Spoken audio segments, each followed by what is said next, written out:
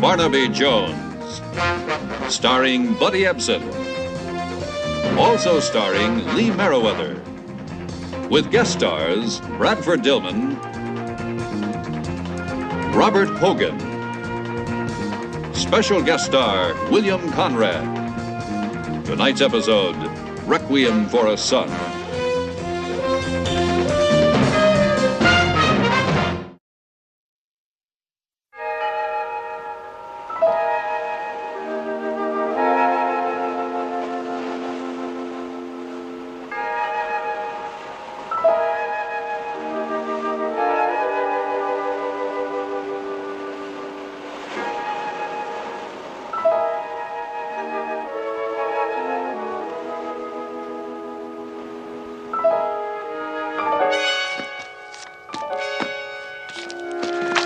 $94, $96, $98, $100,000.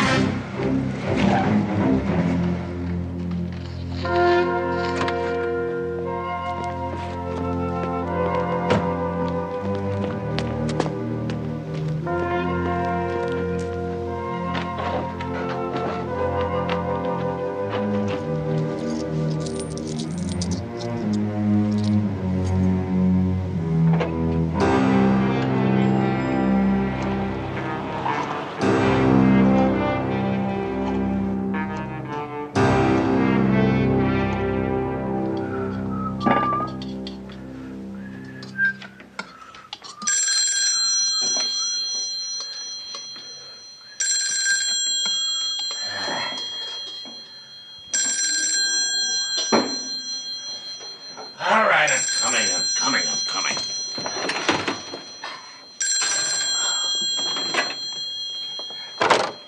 Hello.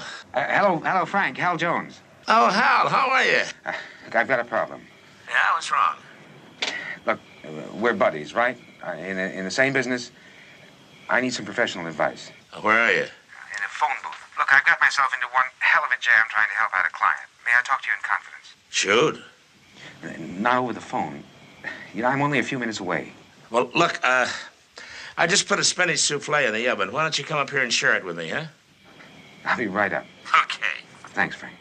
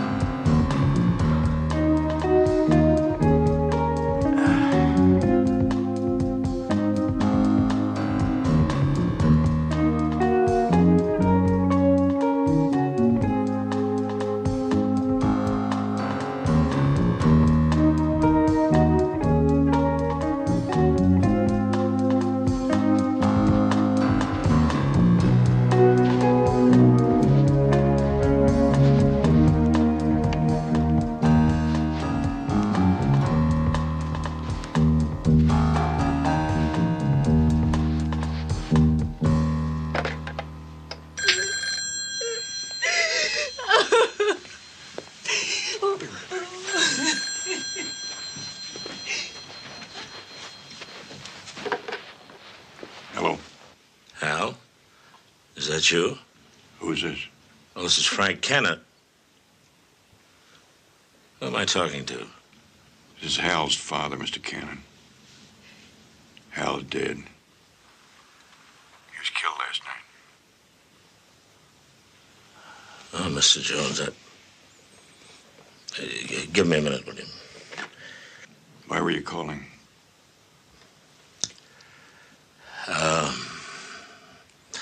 Well, Hal called me last night.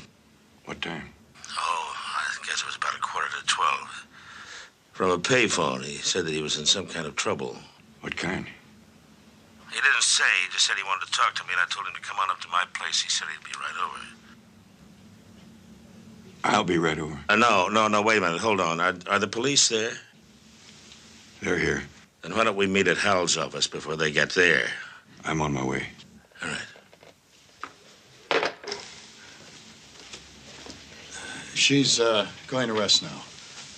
How are you feeling? Angry. Betty, listen to me. I've got to go out for a while. Mrs. Brenner will be here with you. I'll be back soon. Oh, please. Yes. Keep the press away from her.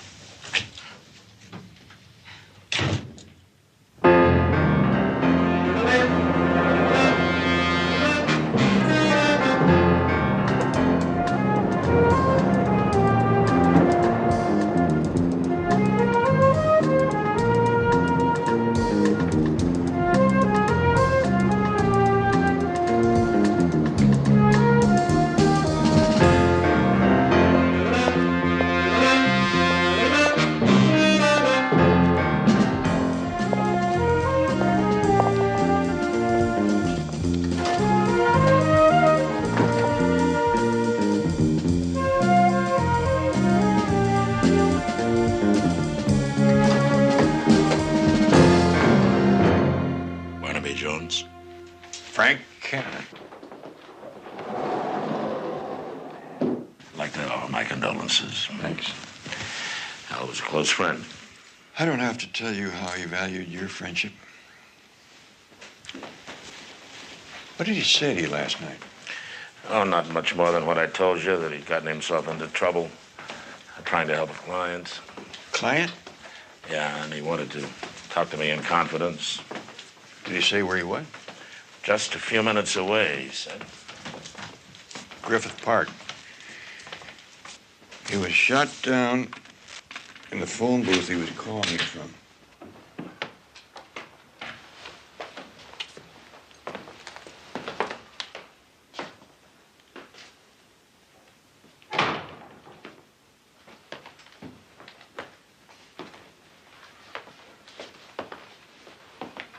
Place is like an old friend.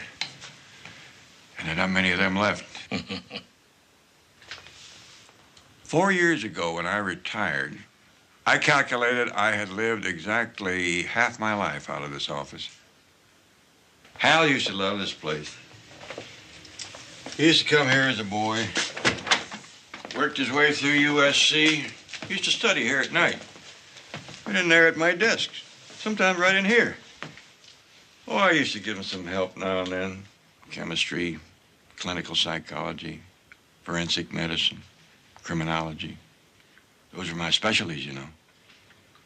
I know.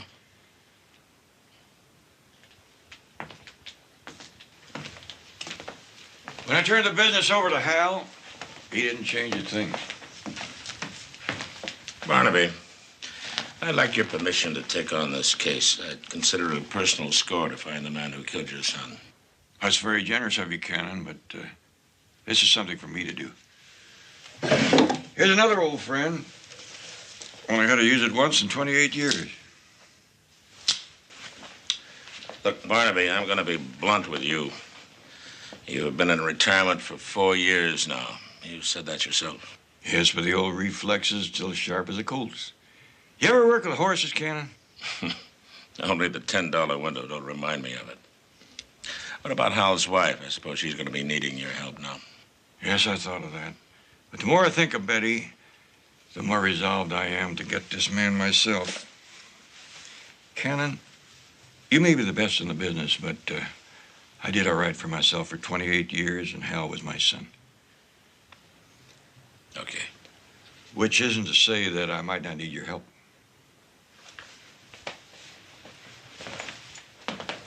What case was Hal working on, do you know? No, I doubt if we'll find out here. He was as uncomplicated as I was. Carried everything in his head. Evidently, he went to a party night before last Thursday. Somebody by the name of Terry. Terry McCormick. Terry McCormick. That's the lawyer who's running for Congress, huh? Hal did some work for him a couple of years ago on an industrial espionage case. McCormick has kept him on retainer ever since. Ever heard of a girl by the name of Karen Armsby? No, what's this? Yesterday's newspaper. Says there that she worked on McCormick's staff. So, on behalf of my campaign co-workers and myself, I'd like to say that we're deeply gratified to learn that we've moved ahead in the polls. Let me ask a question, Mr. McCormick. Some commentators attribute your surging popularity to your free spending campaign style. Well, Mr. Russell, let me say this. I have contributed considerable resources of my own to this campaign, but I believe that my exposure has not communicated my personal means to the voters as much as it has my spirit of commitment. I think that should do it, ladies and gentlemen. I thank you very much. See you all in Washington, I hope.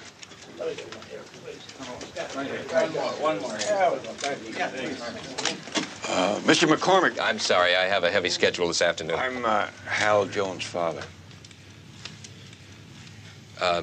Please, come into my office. I don't want to be disturbed. All right? That will be all for today, ladies and gentlemen. Most of your questions will be answered in this press release, so please take one on your way out. I only heard the news on my car radio as I was driving in. I can't tell you how shocked I was. All of us who knew Hal felt so strongly. Everyone liked him. Almost everyone.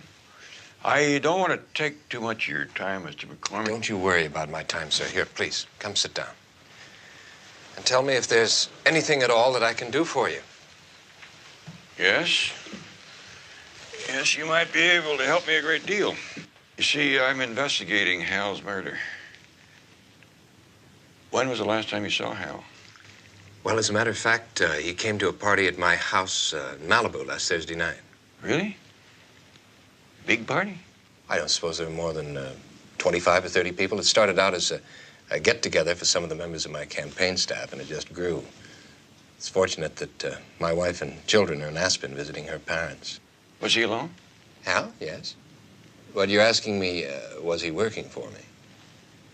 Well, the answer is yes again, but I don't understand because it was just campaign security. Were you having problems? No, not at all. I invited Hal simply to meet the other members of my staff. I wonder if it would be possible for me to have a list of the other guests who attended the party? Certainly. I'll have my secretary make out a list for you this afternoon. Well, here's my card, in case you want to get in touch with me for any reason. And thank you very much for your time, Mr. McCormick. Please call me Terry, sir. If you stop calling me sir.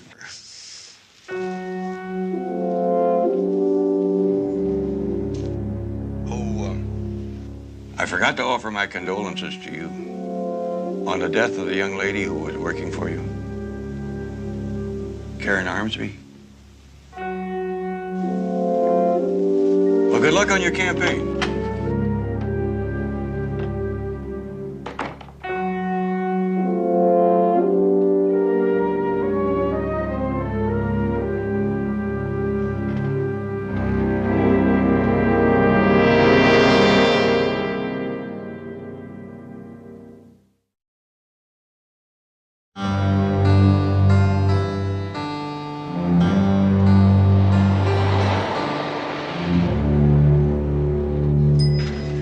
I think then we better check at what time we're supposed to be at the station. Would you let me know? Okay, Terry.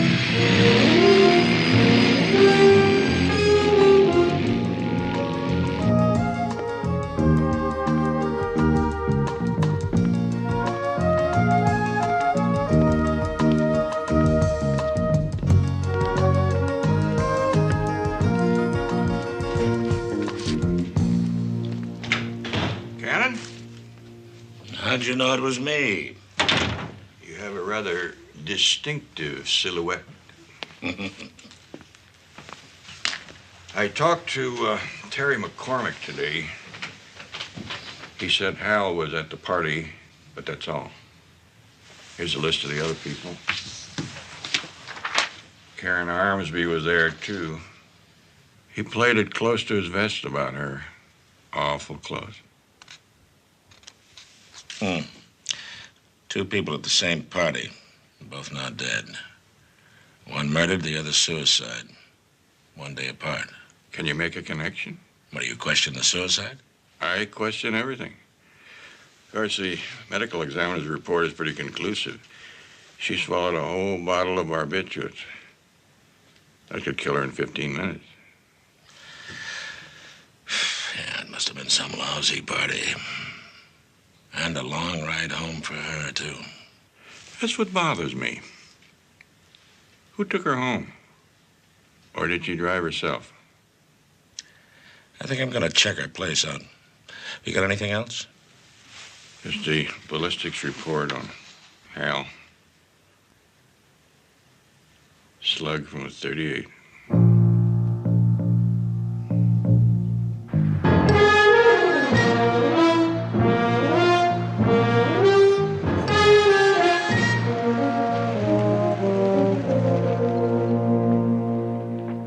How did you happen to find her at 10 o'clock in the morning?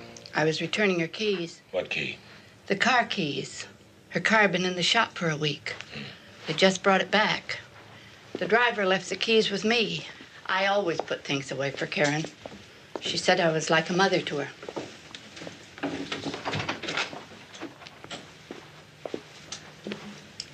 And somebody else drove her Thursday night, huh? I don't know if it was one of them. She had lots of beaux. I didn't see her Thursday night.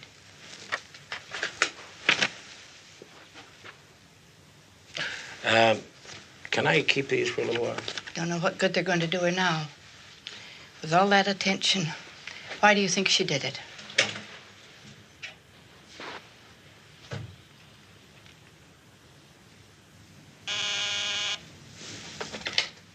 Yes. All right, I'll take it. Hello? I could have killed you today.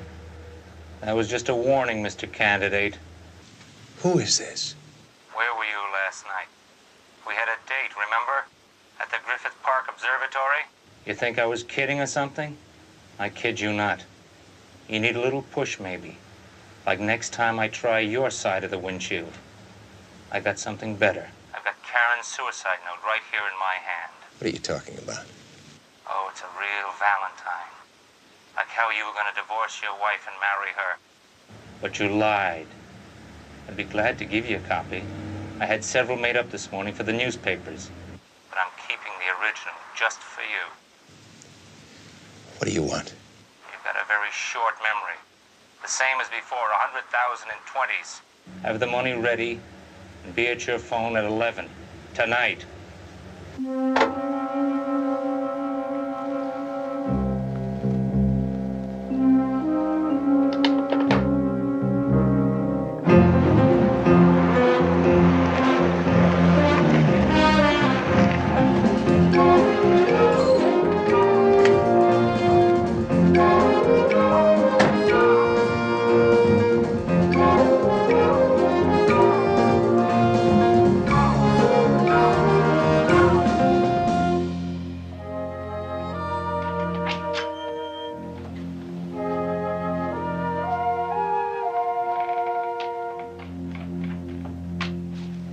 Was that...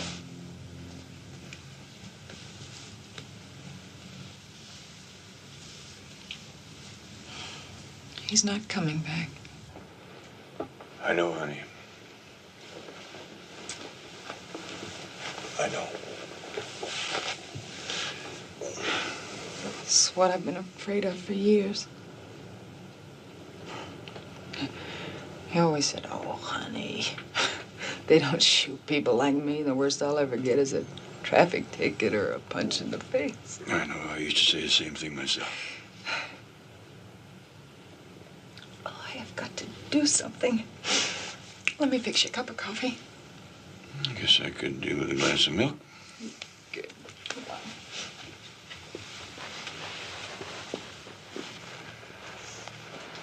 Betty, I've been thinking, why don't you come out to the ranch for a few days? Been kind of lonely for me out there. Well, I guess we're both gonna need someone to take care of us. Or someone to take care of. I know. Let me think about it. Well, while you're thinking, I'm going to make you a promise. I promise that I'm going to get the man that killed Hal. The same thing will happen to you. No, he wasn't prepared for it. I am. It makes all the difference. I can't stop you. Hal was the same way. Have you any idea what he was up to? I didn't think so. What about that party he went to Thursday night? Terry McCormick's? Did he say anything about it? No. He acted strange the next morning. Strange? Oh, moody. Like something was on his mind. We were going to the ball game in the afternoon. He forgot all about it when Terry called. Terry called him Friday? Yes. I know they met in Hal's office that afternoon. Did he say where he was going Friday night? Same thing he always said. I'm going to meet a client. I'll get it. Hello? Well, I'm glad I reached you. What about? I think I have something which may help in your search. I'm listening. Can you come to my house? It's Rocky Point Cove, Pacific Coast Highway. I'll be there. Betty, I have to go out for a while. Oh, where? I'm going to meet a client.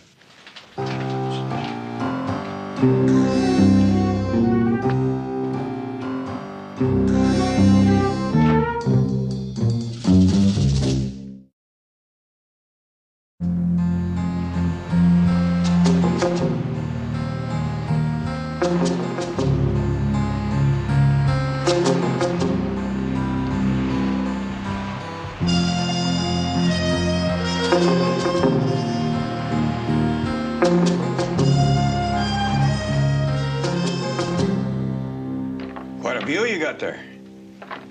Makes me think of China. All that water and nothing else between China and us. There she lies, a sleeping giant.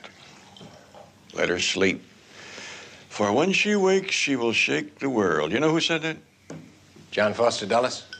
Napoleon Bonaparte. Ah. Here. Oh, no, thank you. What's your opinion? Of Napoleon? The Chinese. Are you asking me as a politician or as myself? Aren't they one and the same? Well, the point I'm about to make is about the Chinese.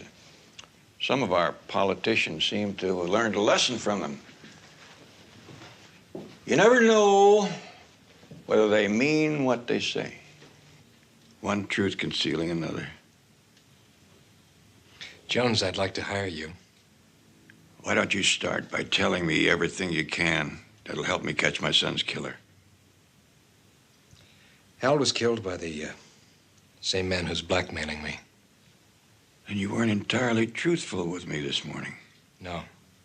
Why? The blackmailer took a shot at me this noon in the garage of my office building. And you saw the man? No, I didn't. I ducked, naturally anticipating another shot, which never came. And by the time I looked up, he'd gone. You think he's trying to kill you? No. It was a warning shot. Because he called me at my office early this afternoon to threaten me again. Unless I come up with more money. How much money does he want? Another $100,000. Another 100,000? Tell me, Mr. McCormick, why are you being blackmailed? I'm a married man, Jones. The past few months, I've been having an affair with Karen Armsby. Karen, oh, yes, that's the young lady that... Yes, that's the one. And she was here on Thursday night. In fact, this is where she killed herself. Well, the newspaper said that her body was found in her apartment. It was, because Hal and I took it there. You see, I discovered her body about midnight, lying in my bedroom. I couldn't believe it. She was lying there with that empty pill bottle beside her. Anyway, I went out, I locked the door, I went and told Hal. We waited for the guests to leave, which was about 1 o'clock in the morning. And then we took Karen and the pill bottle back to her place.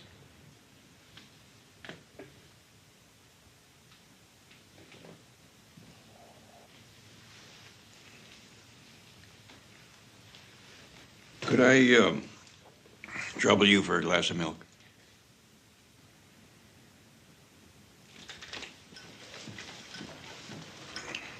I see you're a sailor, too. Understand me, Jones. Hal didn't want to do it. In fact, I'm ashamed to say I had to lie to him. I told him that I'd never had an affair with Karen, that she was simply a lovesick political groupie with a history of emotional problems, which is true, and that her suicide in this house would wreck my career, wreck my marriage. It would make it look as if we really had been having an affair and that I'd tried to reject her, which was also true. Anyway, that's why Hal finally decided to help me. Because he trusted me and because he believed in my political future. You mean you brought the girl all the way out here to reject her? No, she came with an actor friend, I'm not sure which. The place was full of Hollywood types that night. Well, wouldn't the person that brought her have stayed to take her home? I don't know. People were coming and going all evening.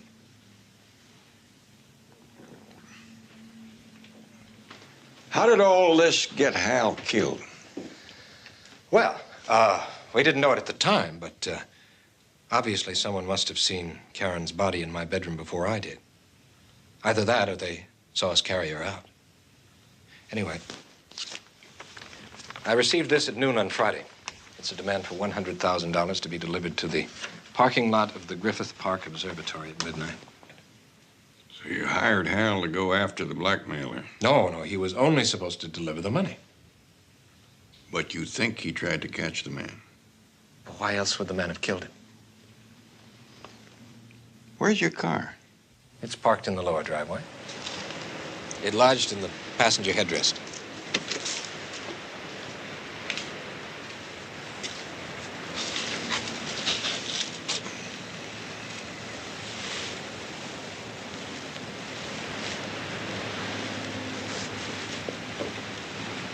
Mind if I hang on to this a while?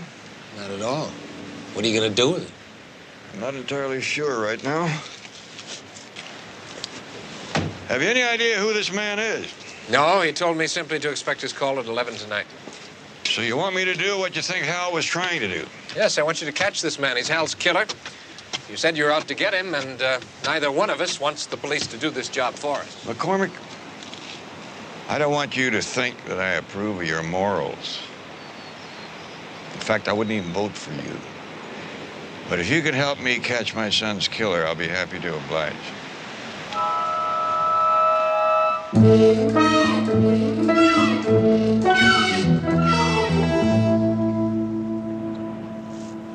How can you eat those things? I can eat anything, as long as I can wash it down with a glass of cold milk. You know, I can believe the suicide part of Terry's story. I can even believe Hal's part in it. He was always fiercely loyal to his clients. But I just can't see him going as far as helping to pay off a blackmailer. Maybe he didn't. What do you mean? Maybe that's why he called me that night. Maybe he'd gotten himself into something he didn't like and he couldn't go through with it. But why kill him? Well, maybe he saw the blackmailer, like Terry said, and he was going to try to take him.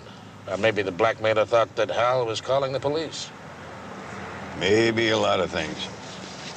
But I just can't see how Hal could have done it. Maybe the blackmailer thought that Hal was calling the police. Or maybe the blackmailer thought that Hal was calling the police. Maybe the blackmailer thought that Hal was calling the police. Maybe a lot of things. We could sit here and whine and maybe ourselves to death. But I'm taking that phone call with Terry tonight at 11 o'clock. I'm interested in finding out who's going to be on the other end of that line.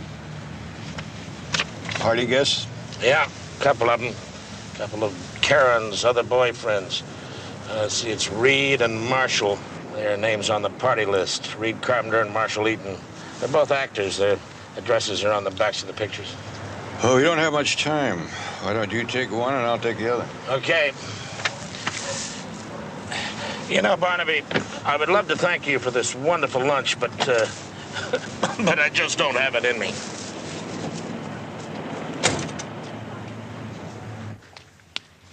Sure, I was there, but I didn't take Karen. I mean, I took somebody. What about Karen? This is a friend of Hal Jones, Donna.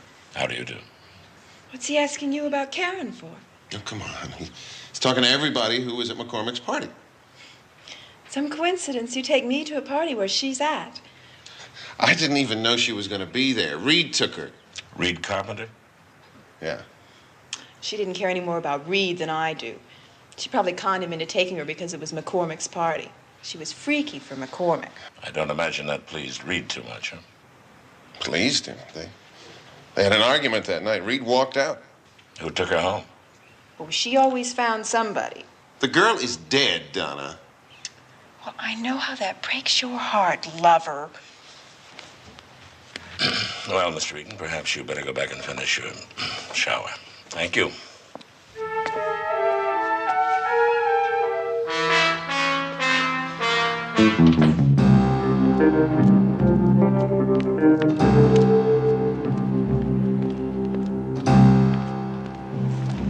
Mr. Carpenter?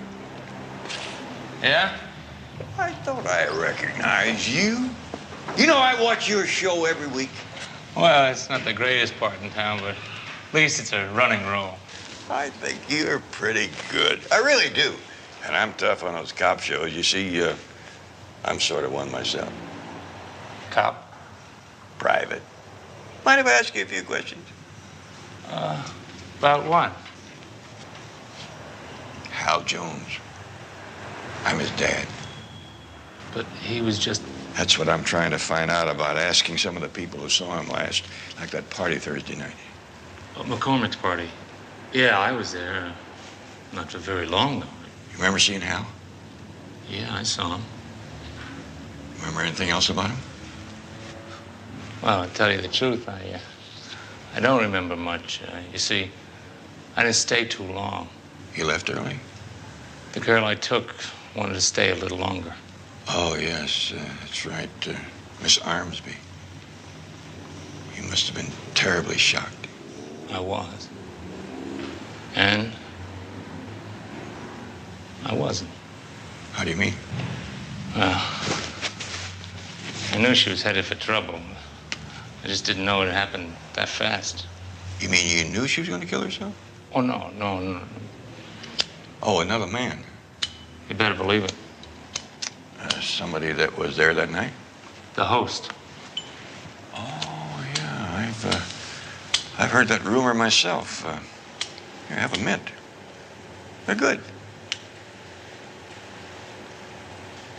Well, say, since you left early, I guess you wouldn't know how she got home. What does my leaving early have to do with Hal Jones? You're absolutely right, Mr. Carpenter. Not a thing.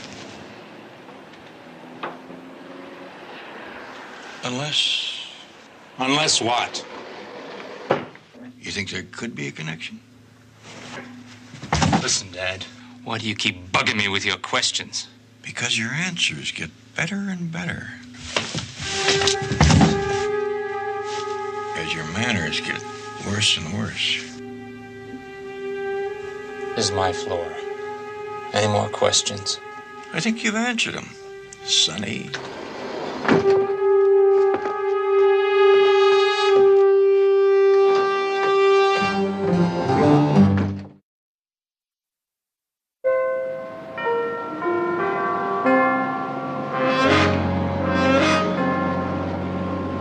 I'll tell you this, that Reed Carpenter is a real hothead. He hates questions about Thursday night almost as much as he hates Terry McCormick's guts. Marshal Eaton said about the same thing. Evidently, Reed and Karen had a fight about Terry, and he left the party early. And could have come back later to take her home. Found the body. That's a great setup for blackmail, but murder? Nah. Look at this. Terry McCormick insists that the man who fired at him is the same man who killed Hal. This is a blow-up of the bullet that killed Hal. See the striations? Barrel markings along the side. Now this is a slug that I dug out of McCormick's car today. Let me see the other one. You see, the markings are entirely different. Yeah, they are.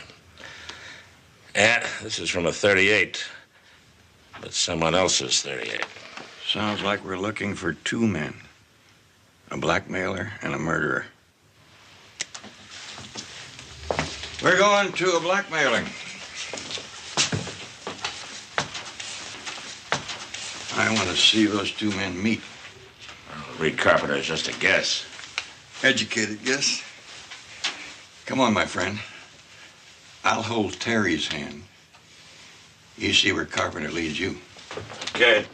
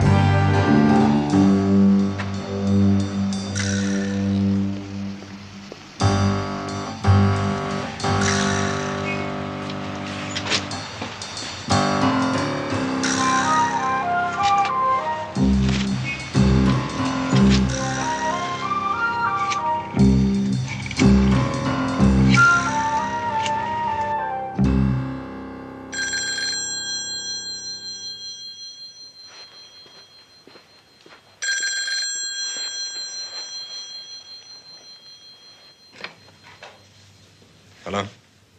Go down the Harbor Freeway, across the Signal Street overpass to the first dirt road.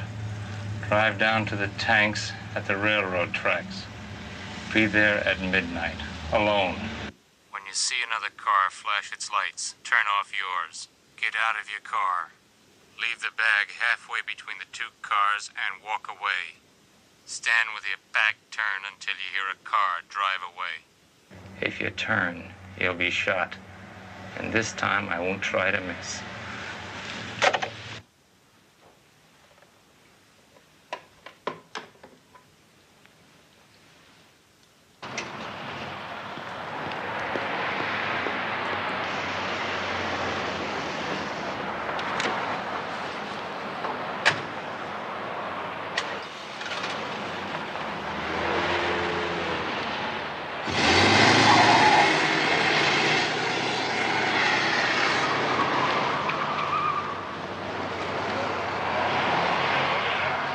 Well, it doesn't leave us much time.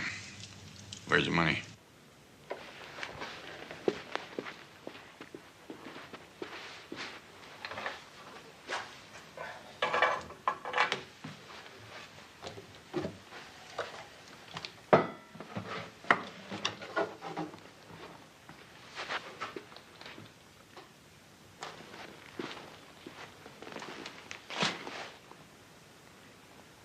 You carry it. What do you need me for? If we're gonna catch this man tonight, you better be there. If he sees me, he'll know it's a phony setup. And don't worry, you'll have plenty of protection. I'll be in the vicinity.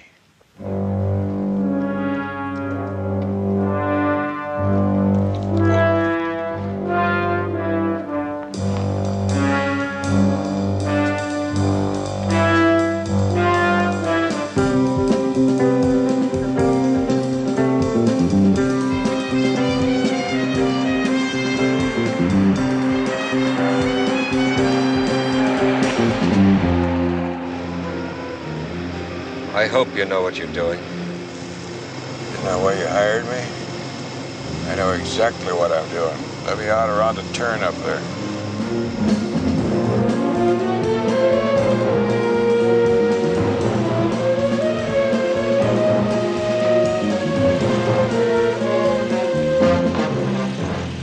You go on ahead.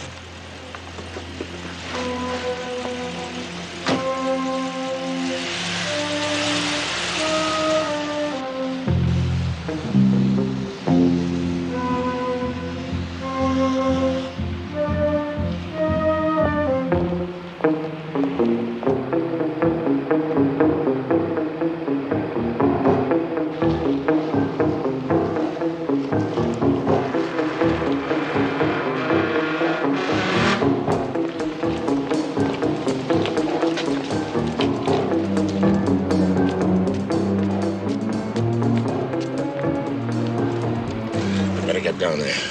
No, Frank, this is my war party. Those men are probably both armed. I know.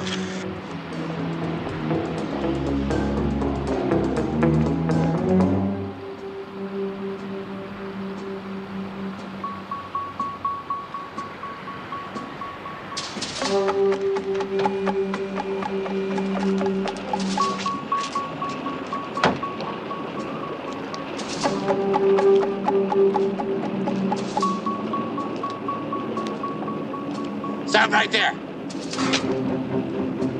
Put it down.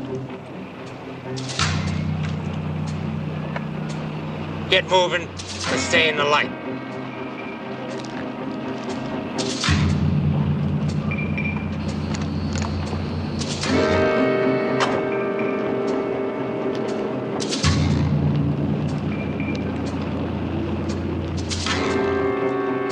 Keep your back turned.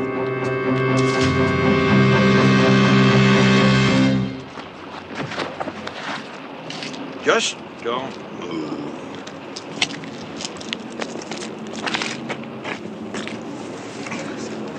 Well, Mr. Carpenter, I thought you only played roles of redeeming social virtue. Get up. Hold out your hand. Are you willing to wreck an entire career for a lousy $100 grand? Oh, no. The gentleman feels that you have a lot more at stake than he does. Well, it's almost worth it to see him suffer. Your life in jail? My life? That's the usual sentence for murder. What are you talking about? Hal Jones. You killed him Friday night when you made the blackmail drop. Nobody made any drop. He never showed up. I waited up there for 2 hours. Well, now, that's an interesting story, isn't it, McCormick? Might even be some truth in it. What do you mean? You thought that the only other person who knew about Karen's death was Hal. When the first blackmail note came, you thought he sent it. When you sent Hal to deliver the money that night, you followed him. When he didn't go to Griffith Park Observatory, you thought he was delivering the money to himself and you shot him. And tried to frame me. You made the frame up a lot easier, Mr. Carpenter, by running around firing wild warning shots. Jones, what are you talking about? You're supposed to be working for me. That's right. You hired me to catch your blackmailer and my son's killer. Why, that's almost a direct quote. And by golly, I think I got the both of you. I should have known you were too old to think straight when I heard you rambling on about China and Napoleon. Where's the proof? You're looking right at it, right here. What? This little old bag full of money. Just like the other night when Hal took it out with him. You see, I know this is Hal's because I gave it to him for his birthday a week ago. And how the hell did you get it back from him after he was murdered? Unless you were there.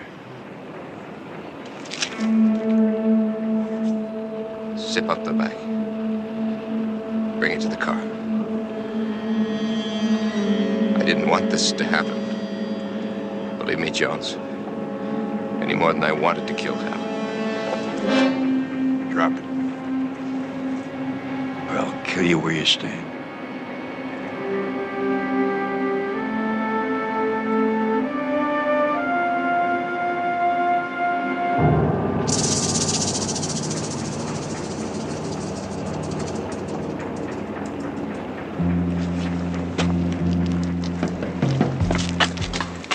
Let it go. Thanks. Like your old friend. Glad I didn't have to use it again.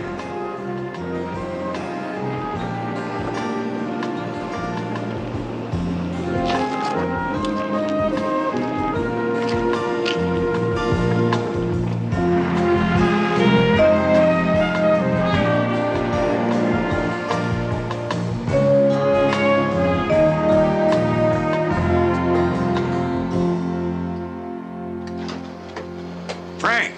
Barnaby. Glad you could make it. Thank you. How does it feel to be back in harness, an old war horse like you? Well, that's a funny thing. Life was so good. Retirement, perfect health, nice ranch. Yeah? There was something missing. And now you know, huh? My work. And God help me that this is the way I must rediscover it. Through the death of my son. Come on. I used to be pretty good, you know. Pretty good. The best in the business. Oh, wait a minute. That's my line for you. Ah, come on.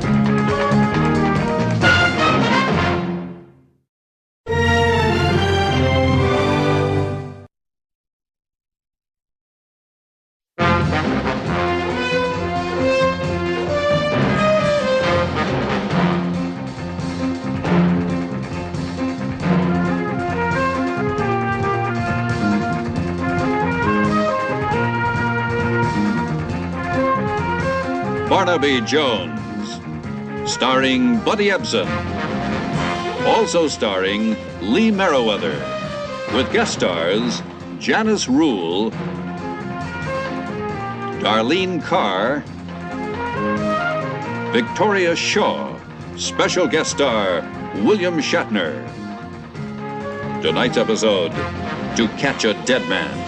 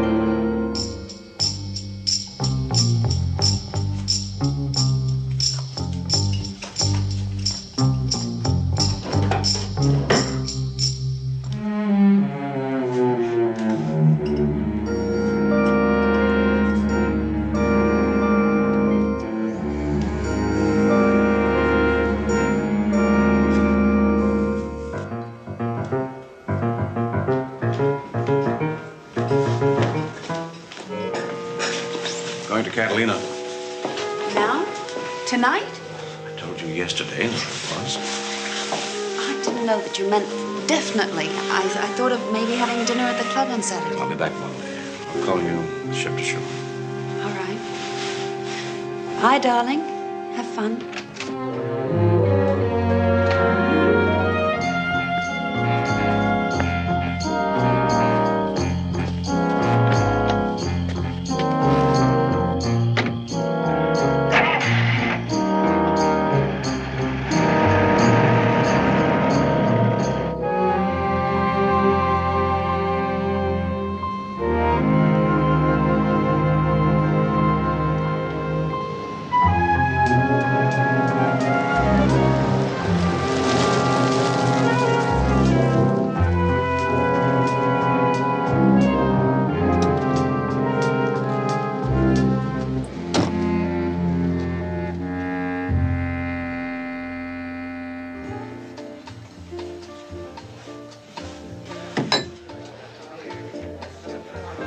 Evening, Mr. Carlisle. Scotch? Going out tonight? Catalina. Oh, funny. I never been to Catalina. I mean, there it is, just 34 miles away, but I never been there. Been to Hong Kong on a package tour once, but I never been to Catalina. Is there a Mr. Carlisle here? Yes, that's me. Telephone. Thank you.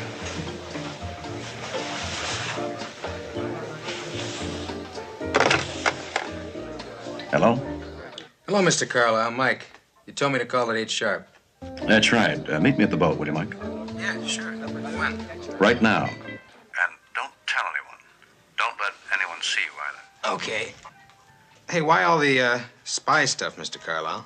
I'll tell you when I see you. Bye. Bye.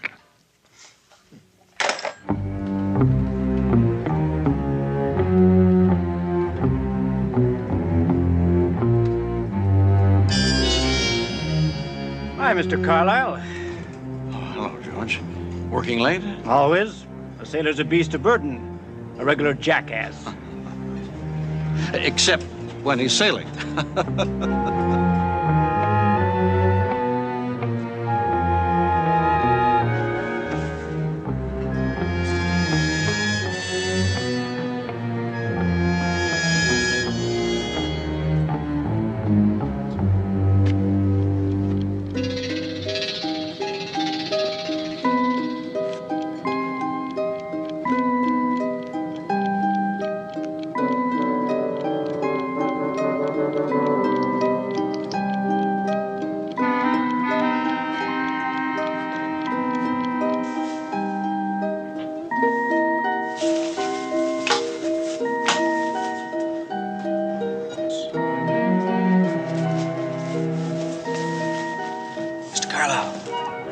No one saw me. I came by digging. What's the deal? Deal is you take the boat to Catalina. I'll fly over tomorrow and meet you. I get it. Your wife still... Yes, you get it. That's right. Some people on my tail. We'll come back together on the boat Monday. Have fun. You too.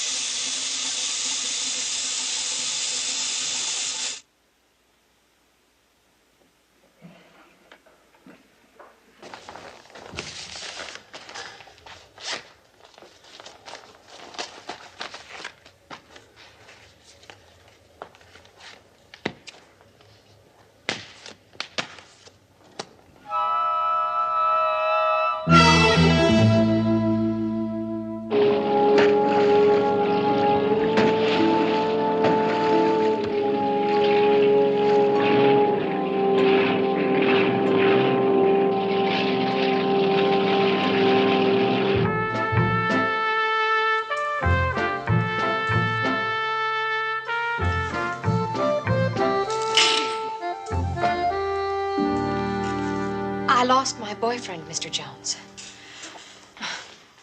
It sounds silly like that, doesn't it? Lost my boyfriend. I sound like some hysterical high school girl. No, not at all. A human being is a very important thing to lose. Did you go to the police? Well, no. I've debated all week what to do. Here's your milk, Barnaby. And it was 1 sugar and a little cream, Miss Barton. Thank you. Please call me Julie. Julie? Oh, and you forgot this on my desk. Oh, yes. This has been kind of upsetting. Mrs. Jones. Oh, that's my daughter-in-law. Dash secretary. It's Betty. He's certainly very attractive. Yes. And if he only had a little more sense. I mean, was more practical.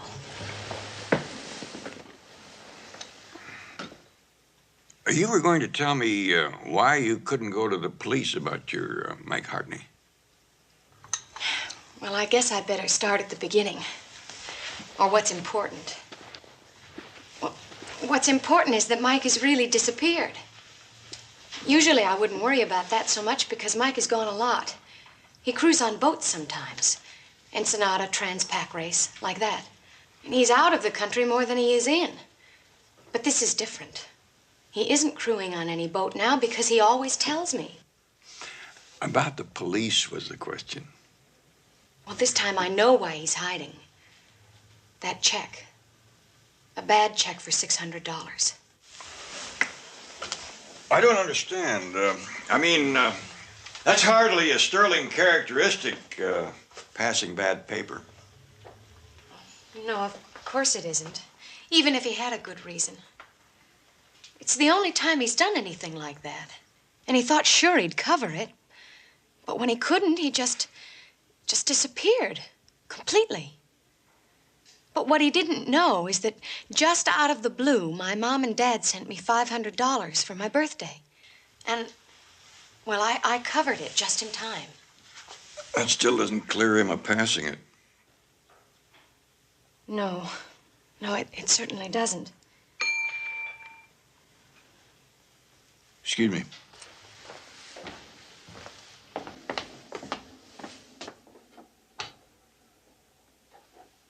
Most detectives send their lab work out, I guess.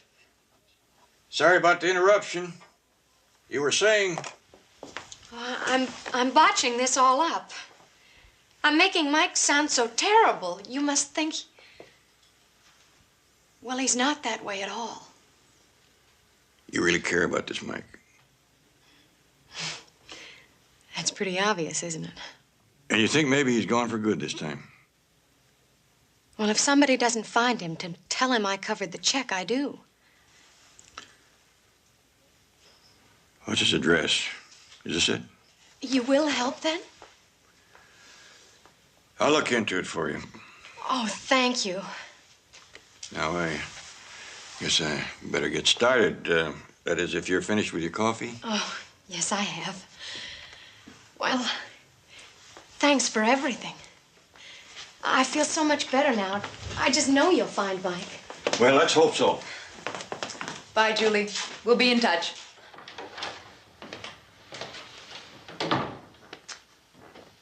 Since when do we take cases like this, huh? Where would you send her? On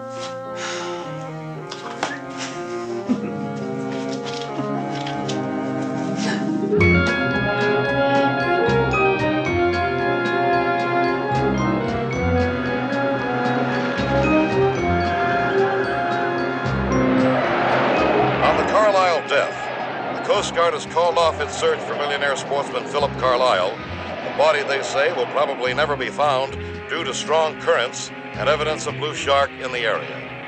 And now back to Rock Time.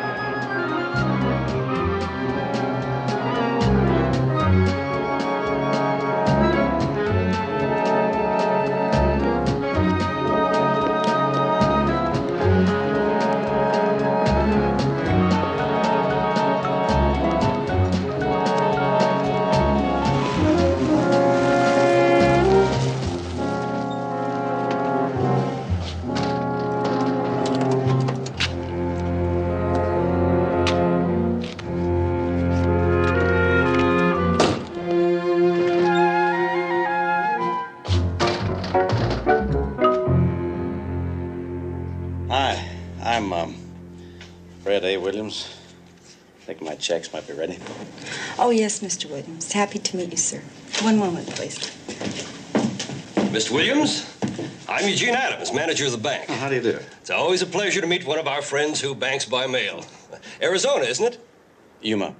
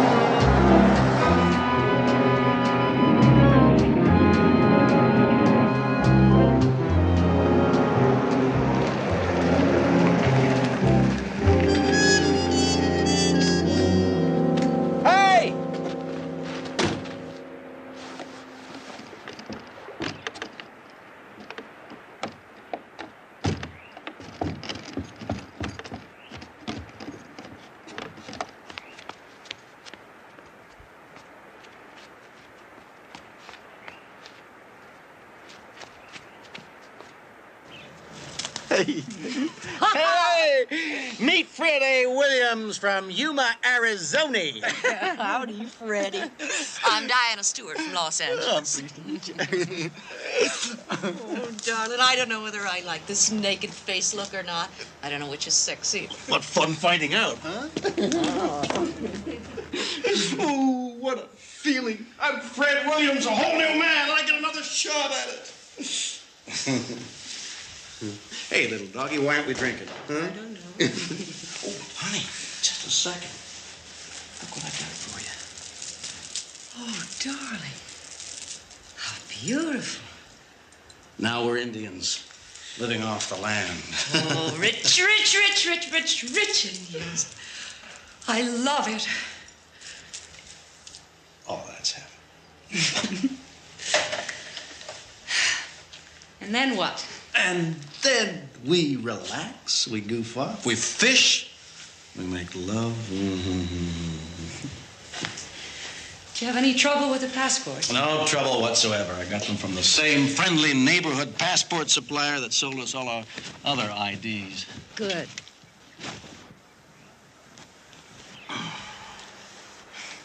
How's old Dorsey? Oh, my darling, my wife of 20 years has done nothing in the past 10 except grow older and colder, which is why we're here, right? You know, the one thing I wish I'd be around to see is the look on her father's face next month when he tries to figure out what happened to the trustee account I handled for him. And on Dorsey's, when she realizes how I milked all our assets. Oh, but passports. Passports, passports. When do we get to use them? That's what I want to find out. That's when. When everything dies down, we'll snuggle in here for 3 or 4 months, out of sight. We'll get used to being Mr. and Mrs. Fred A. Williams. That's our breath. Man, I feel 10 years younger already. Hey! Hey! I get another shot at it!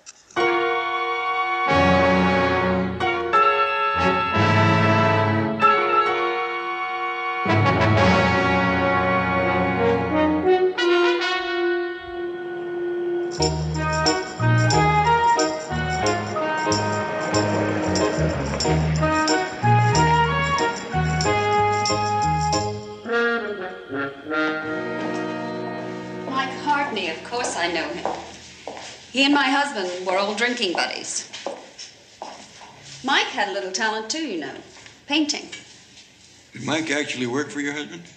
Oh, the Mikes of this world don't actually work, Mr. Jones. He did odd jobs. Oh, that's fine, Roger.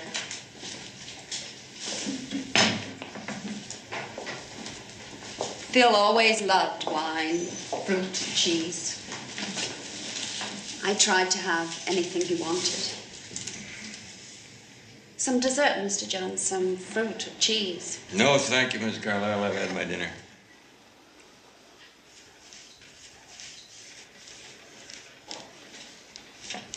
That's a tricky little gadget, isn't it?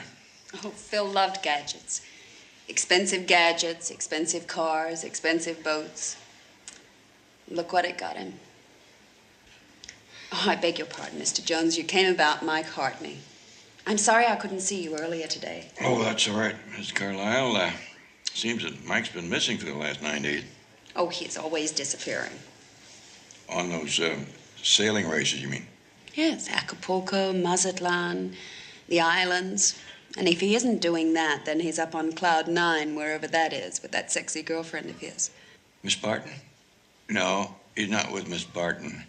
And he's not on any sailing race either, I checked. Who is Miss Barton? Julie Barton.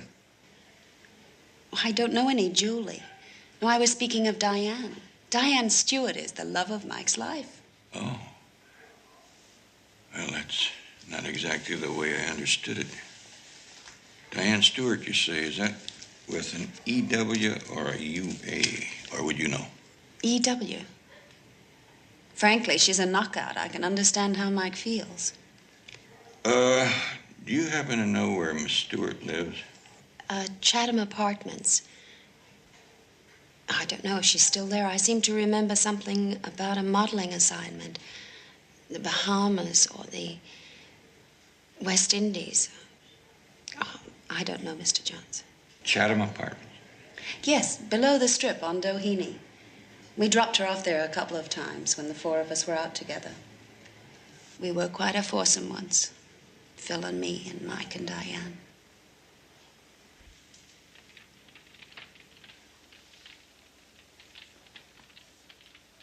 Hey, you know what? The Greek islands look great. Remote, but not too remote. And Athens is a real city. Forget Athens.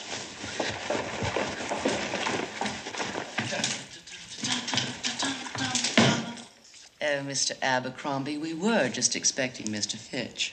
Look, I've always wanted a trout fish, especially with flies. I know who sold you that idea. It was my... Go on, say it. Say it. Will you, Diane, will you say it? Say Mike sold you on trout fishing. Look, we've got nothing to be afraid of.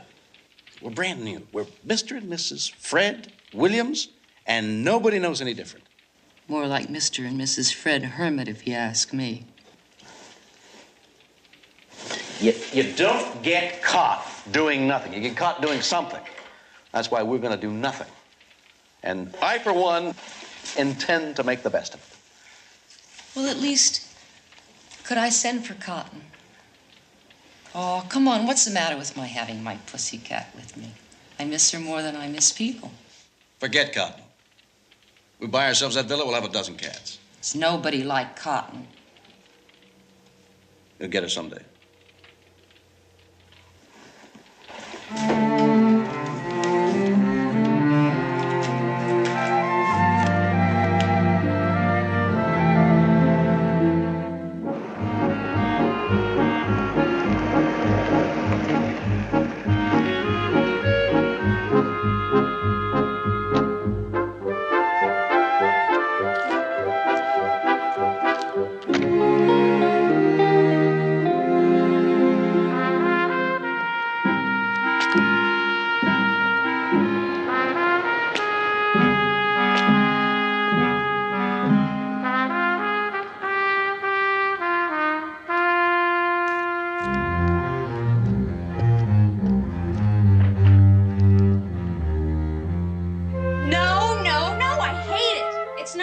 It's just, I mean, that's it, but it's not quite it. It's just still too dark. Now, I'm sorry, but I just cannot stand for it to be that way. Please don't argue with me, because I know what I want. That's not it. That's not the color I want. It's still too dark. I beg your pardon, but is this or was this Diane Stewart's apartment? I don't know, Diane somebody.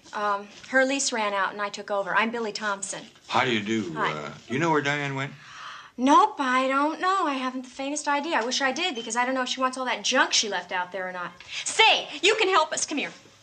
Is this robin's egg blue? I know it is. I'm asking him. Well? I'd say powder blue. See? See what? Powder blue is closer to a robin's egg blue than your sky blue. Oh, I can see it in my mind, but I can't explain it. Come on, get some yellow in that. I think that'll do it. Yeah, yellow.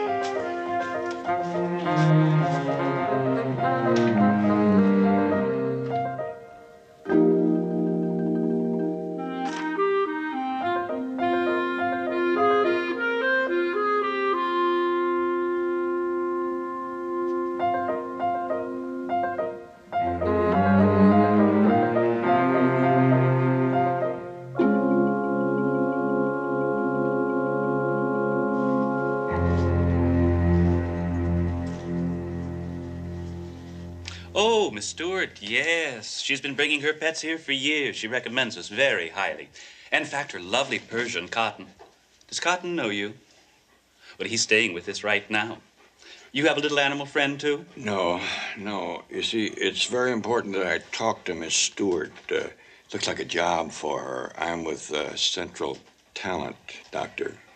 Would you have her new address? Oh, I'm sorry. No. Our client's addresses are as confidential as a pet's personal diet. Excuse me, just 1 minute. It's a new spaniel. He's a little homesick.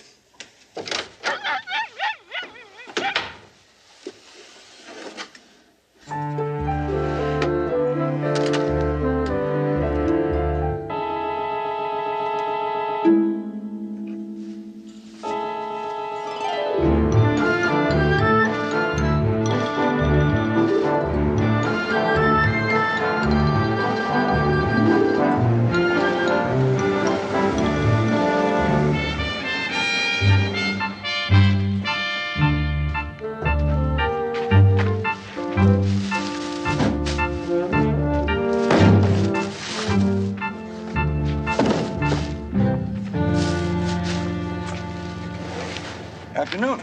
Hi. My grandfather will be back in half an hour. You need a trout fishing license. That's the best idea I heard all day, son, but it's gonna have to wait. I'm looking for a relative of mine. I wonder if maybe you might have seen her around here lately. Who? What's her name? Her name's Diane Stewart. Miss Stewart. That name doesn't ring any bells. But I sure know her. That's who I'm looking for. That's Mrs. Williams. Mrs. Fred A. Williams. They took the Bentley house up by the lake. Mrs. Fred A. Williams. I could retire if I could just get Mrs. Williams' makeup concession. Her name is Mrs. Williams. Yeah. She buys it all. Shampoo, powder. Bought every jar of Nocturnal Miracle Massage. The last tube of Angel Drops. She asks us for stuff I don't even know what it's for. You know where Mrs. Williams lives? Sure.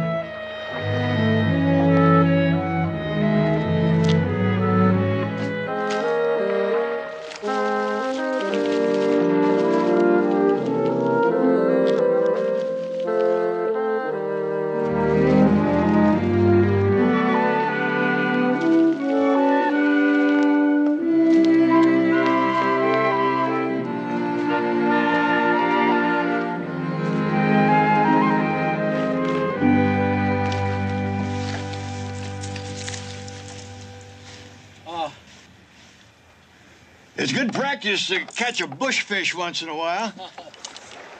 Any luck? No, not yet. Well, you know, I think that you are clutching the rod too tight. Huh? You got to keep your wrist loose, relax, take it easy. Your thumb should go right in line with the rod here. Mm-hmm. Then center it on a target. Try it again. Hey, that's pretty You see? good, yeah. One thing you got to remember about fly casting, you're casting the line, not the fly. What can I do for you? I'm Fred Williams. That's my cabin up there. Can I help you? Oh, I didn't mean to trespass, Mr. Williams. I just saw you down here, and What a beautiful spot. Yes, it is, isn't it? You just, looking around or what? Oh, I'm, Barnaby Jones. I'm looking for a man named, Hartney. Michael Hartney. Michael Hartney. Oh, no. Well, actually, I think, maybe your wife may have heard of him. Do you suppose I could talk to her for a moment? Sure, she's up there somewhere. Dan! You ask her anything you want. Yes, darling? This is Barnaby Jones. He's, looking for a friend of yours, Mr. Mike's, something of. Mike, Hartney. How do you do, Mrs. Williams? Mike? Yes, from Los Angeles. He is a friend of yours, isn't he? Yeah, sort of. Why? What do you want him for? Well, he thinks that he's in a real bad bind about a check, but actually he isn't. When's the last time you saw him, Miss Williams? Gee, I don't know. A long time ago. A couple months. And since then, you've been making preparations for the wedding and not seeing many people. That's very understandable. What a fine place for a honeymoon. How'd you know we just got married? Does it show? Well, Mike's friend described you as Miss Stewart, that's all. Or maybe I should have said Ms., or maybe I still should. No. We're old-fashioned about a couple of things, and one of them is Mr. and Mrs. You mean you drove up here all the way from L.A. to get my wife's help? Well, it was important, and I thought I might get in a little fishing. You know, business and pleasure. Here's a beautiful spot. Mr. Williams, relax. Oh, yeah.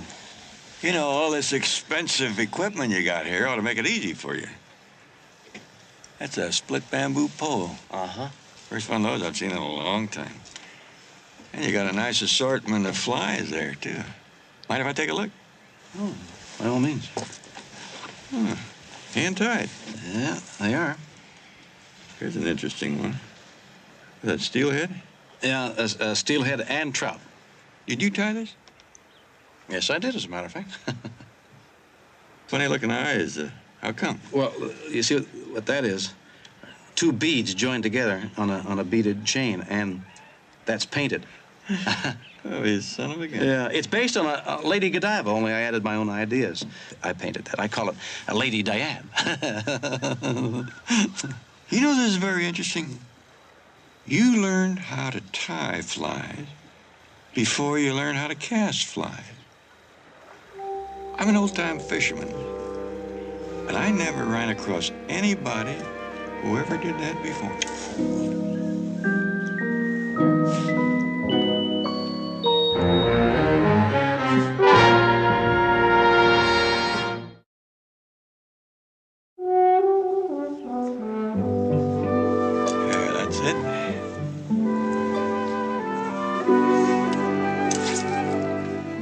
You're getting it? Right. Well, I guess I've done all I can about Mike up here. Sure do hate to waste this fresh air and unpolluted lake. Say, you wouldn't happen to have some extra tackle I could borrow, would you? I forgot mine. Yeah, up on the back porch. Thanks.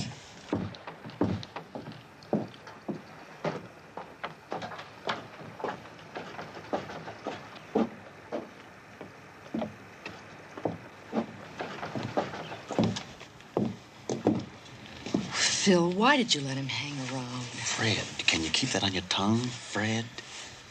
It's all backfired. I didn't mind pretending I was Mike's girl so the three of us could go out together, and it was sweet the way he always left us alone discreetly. It was fun then, but now it's backfired. Take it easy.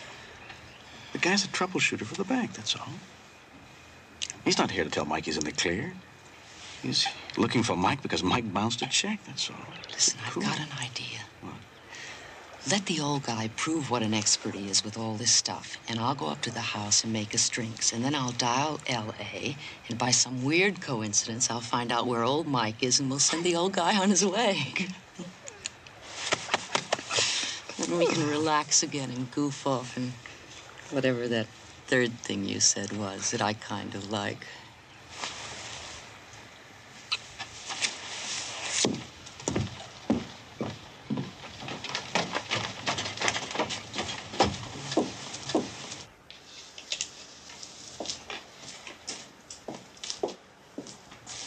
Would you like something cool to drink? Yes, thank you. Some milk. To each his own.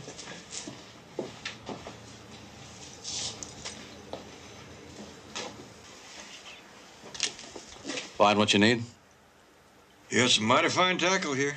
Thank you. It's mostly ocean tackle, though. I see by your license plates you're from Arizona. Ryan. Well, it's a long way from salt water. Oh, not so far from Yuma. You know, there's the Sea of Cortez, Gulf of California. Oh, that's right. Down below Nogales there.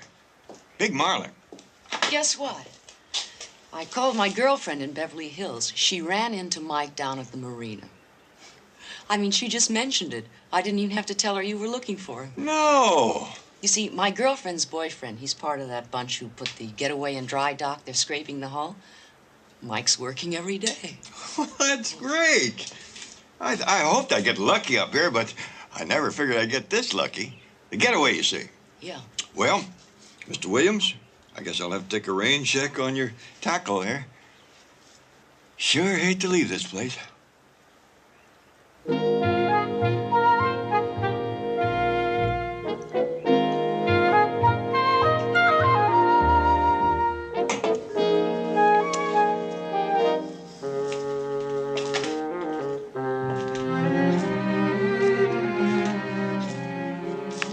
You can bet I'll get back up here as soon as I can.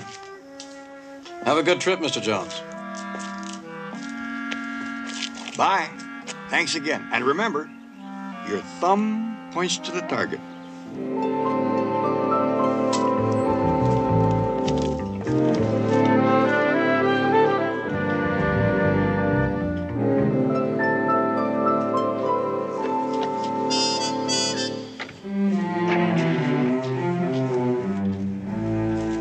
Like the vibes I'm getting from that guy, Phil. I don't care what you're getting. Don't call me Phil again, do you understand? You got rid of him? Relax. Yeah, what was that crack he made about taking a rain check on the tackle? He'll be back. Stop being paranoid. Relax. He was just being folksy. I never did like just plain folk. And incidentally, I don't like rustic cabins and murmuring pines. I've had it. What do you think you're doing? I'm packing. I'm all for using those passports right now. Phil, you're hurting me. Stop it.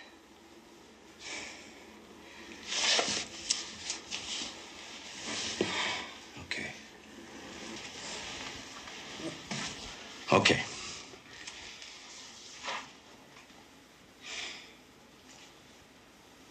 We can check on him. You call the Bel Air house.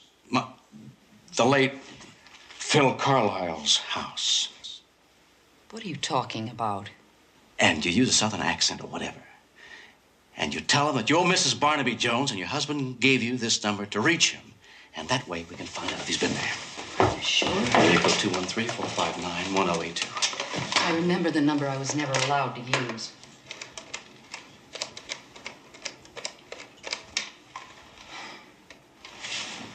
Carlisle residence? Hello, this is Mrs. Jones. My husband gave me this number for emergencies. Mrs. Barnaby Jones. I wondered if you happen to know his whereabouts. Mr. Jones isn't expected today, as far as I know. He was here yesterday.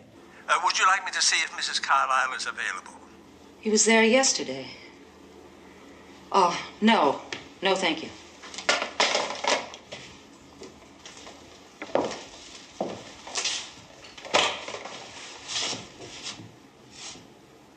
How did Jones know you were here? Dorsey doesn't know about this place. I haven't the vaguest idea of getting out of here. People who run get chased. We're safe. Now, who knew you were here? Nobody. You mean nobody? Don't you know I can see every wheel in your head clicking? I didn't. How did he trace you here? I didn't tell anybody except. Except? Just in case of emergency, if Cotton got sick, the vet, but just the mailing address. The cat. How can you be so damn stupid? I'm not so stupid as to stay here, and you're not going to stop me. Fred! Diane, honey, just a minute, please, don't. I'm sorry. I know. Nobody stops you when you really mean it. Can they? Honey, please, don't. Honey, don't. Stop that. Honey, I'm sorry. You're sensational when you're like this. You are. I guess it's good for me to be told where to get off now and then, huh? At least we settled that. Thank you. Come on.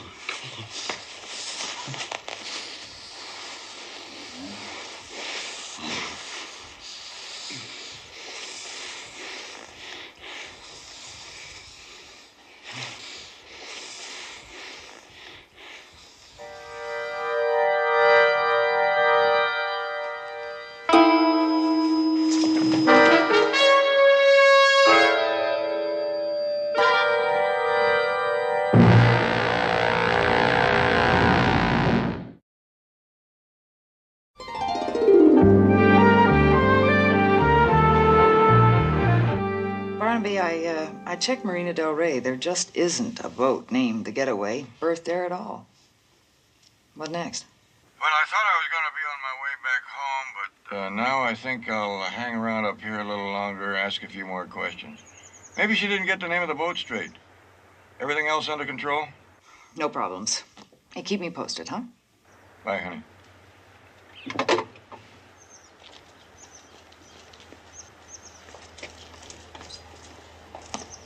She took 15 6/10, sir. That'll be $6.33. She didn't need any oil. Credit card?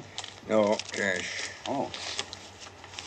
Say, my grandson, Ray, tell me that relative of yours, Mrs. Williams, is a actress? Has she ever done anything on the TV? Just commercials. She's a model. Oh. How much for that? $6.33. Pretty enough to be one, that's for sure. Most pretty ones like her don't pay so much attention to homemaking, but she sure does. How do you mean? Well, the particular way she wants her steaks cut, just so, and extra fancy fruit. She's a goer for that husband of hers, she sure is. Say, what about him anyway? Sticks to himself, don't he? Does he? Well, it's been, honeymoon's been 2 weeks or so. He ain't been down here, not even once. Not one soul has laid eyes on him. I'm kind of insulted. Most folks from L.A. or San Francisco think us Tomac natives are real quaint.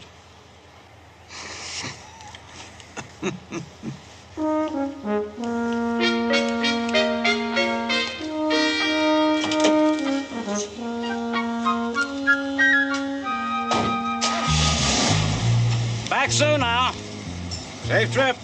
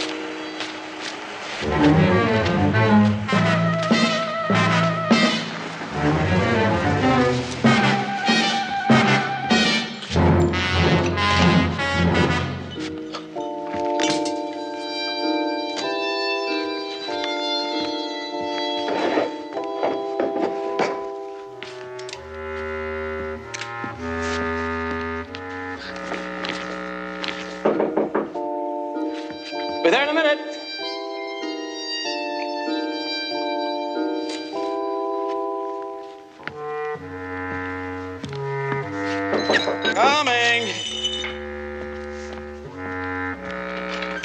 Now, you got to excuse me, Mr. Williams, for using your rain check a lot sooner than I figured. Well, that's all right, Mr. Jones. What's up?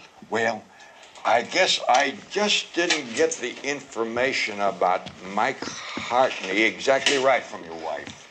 So I wonder if it'd be too much of a bother to talk to her for a minute. Well, she's gone for a walk. Up on the hill, she said. Oh.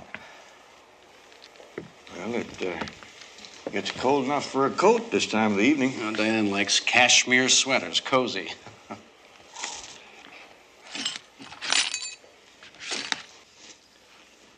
Looks like somebody's been practicing fly casting in the living room. Yeah, it looks like it, doesn't it?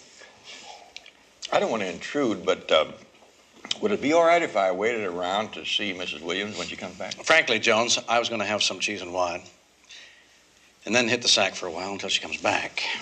This altitude kind of gets you,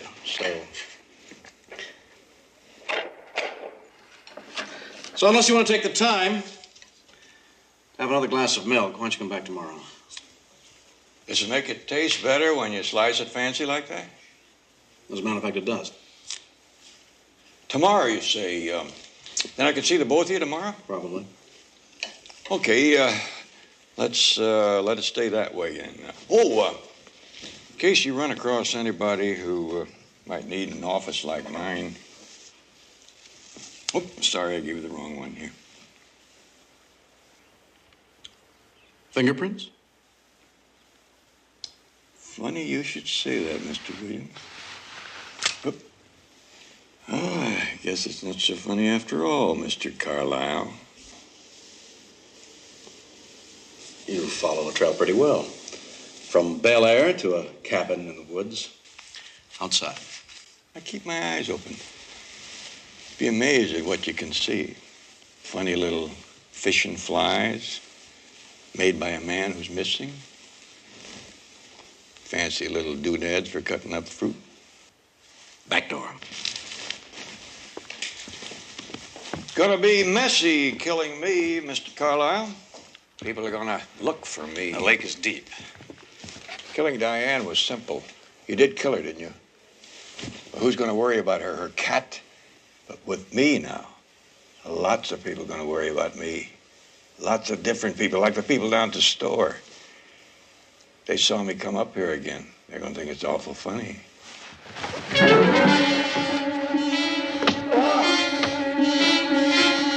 right, hands up against the wall.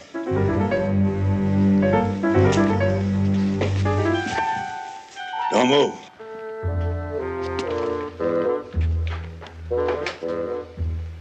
Operator, get me the police.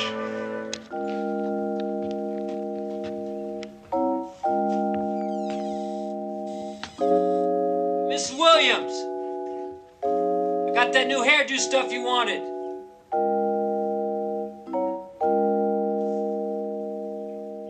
Mighty fine plan, Mr. Carlyle. You just made one mistake. Picking Mike to kill. Mike wasn't as much of a loner as you figured.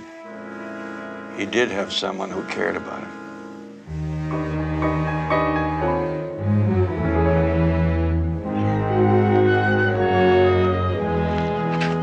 I loved him.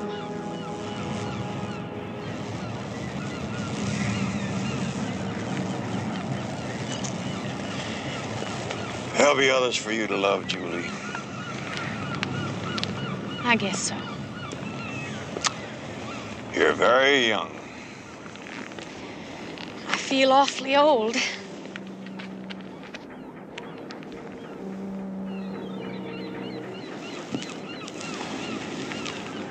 Ready to walk back? No, I think I'll stay out here for a while. Don't worry about me.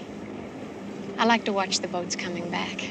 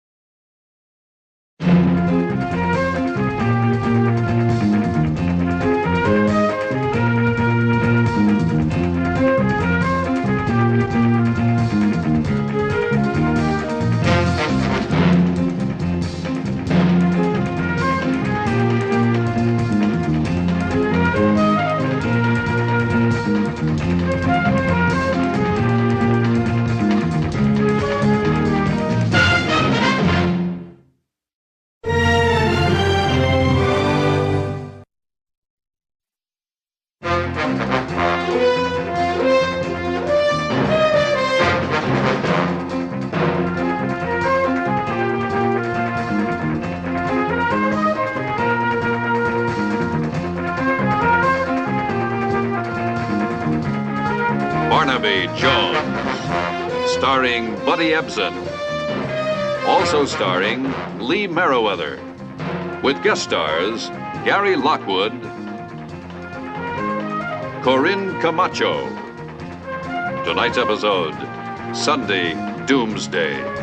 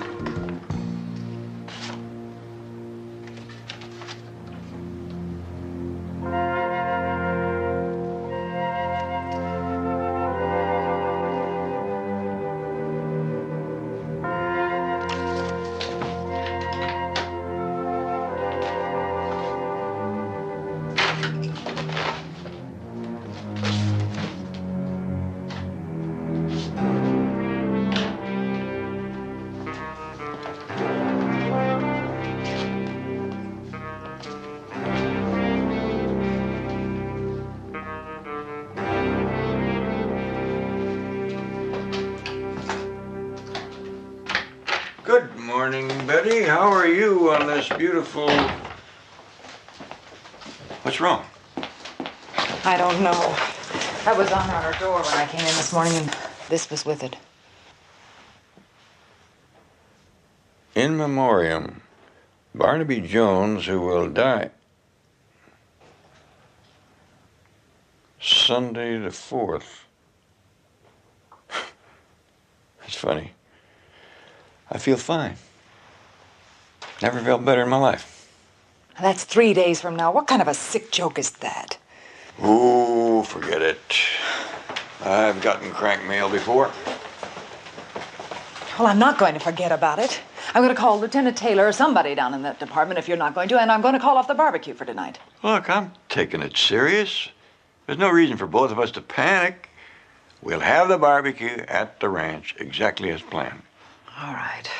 No panic. Barbecue is planned. But are you going to call Lieutenant Taylor or am I? Well, I think I'll pay him a personal visit. Somebody wants me dead Sunday. Sunday's a rotten day to die.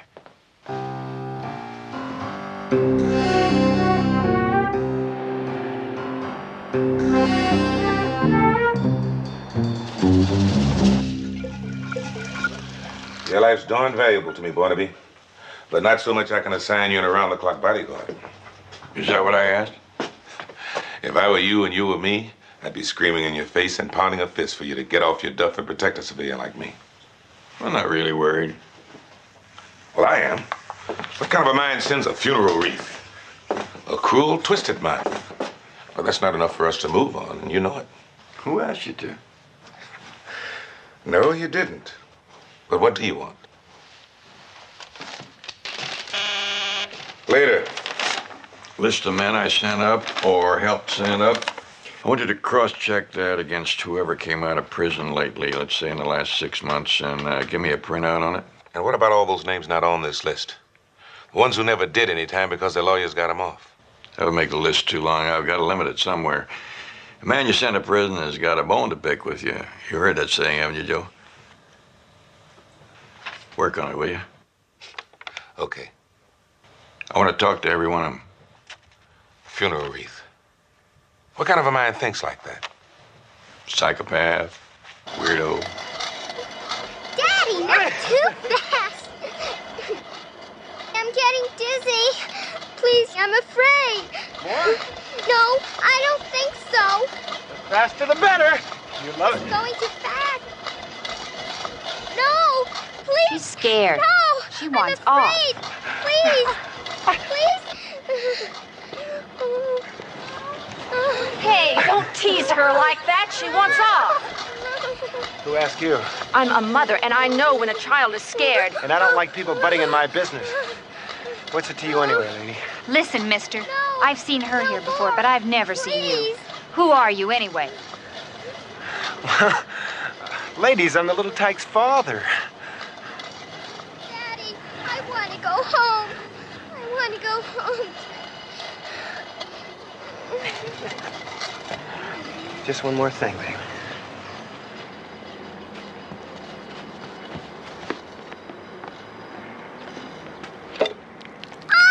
Hey, you can't do that. Daddy, you're funny.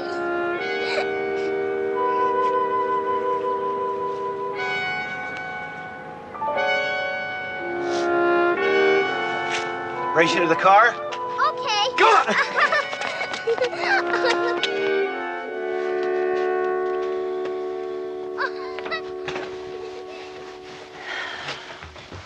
Oh, you're so late, you two. I was worried, and it's nasty outside. Did you have a good time? Daddy played a joke on a lady. Well, you're going to have to hurry. We're late for the doctor. Mm. Oh, come on now. Daddy should have brought you home sooner. Hey, give Daddy a big kiss, huh? Thanks for the nice time. Okay, honey. I mean it, Howard. I want you to see her, but you're just going to have to bring her home on time. We agreed upon a certain thing, and you have... Don't you ever criticize me in front of our daughter. You understand, Bonnie? As far as she's concerned, we're supposed to be in love with each other. Understand? So don't you ever criticize me again. All right, Howard.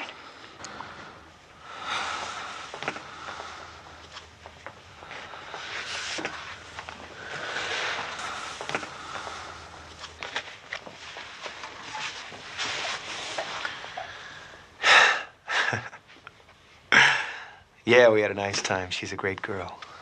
Yeah. I'm glad. I want you to see her whenever you can. Hey, look, I appreciate it. I really do. It's going to be a regular thing now. I got a job right here in town, draftsman. That sounds wonderful. I learned it while I was in prison. I'm good at it, too. Well, I'm glad everything's going so well for you. Hey, you know what? I kind of got a serious girlfriend. Well, that's very nice. Yeah, we wrote a lot while I was in, and it's got kind of serious. In fact, I was going to ask you a favor. What sort of favor? I want to get her a birthday present. You know, I don't know, she keeps talking about a dress, a nice dress. Yeah, okay. What size does she wear? What kind? Just about your size.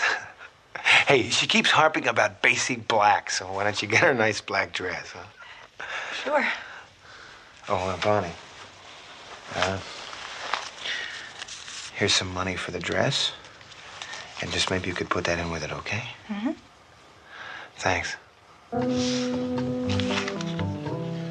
Your money's no good, Danny. Put it away. Give the gentleman another drink. We'll be at the table. Your money never was any good, Danny.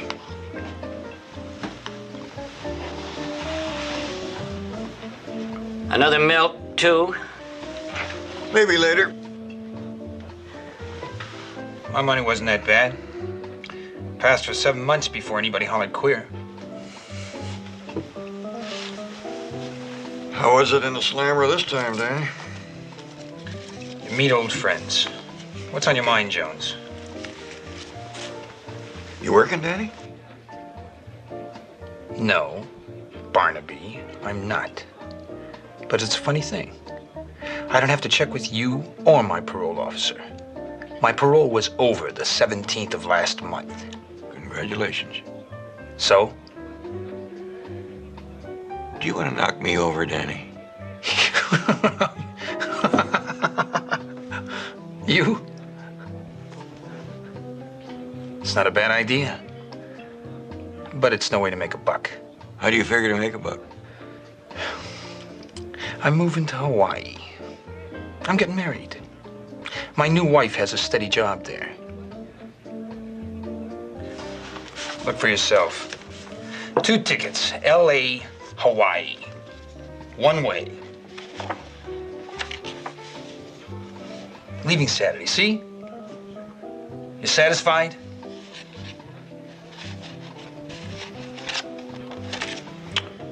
Satisfied?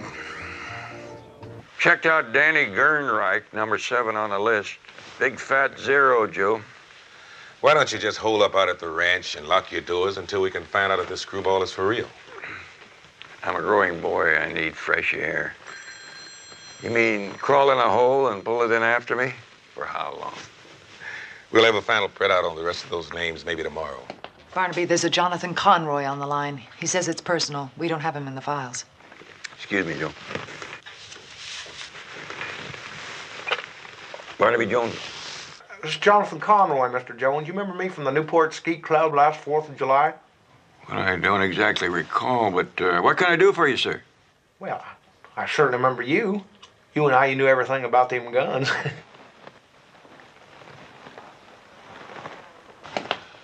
Betty, try to trace this.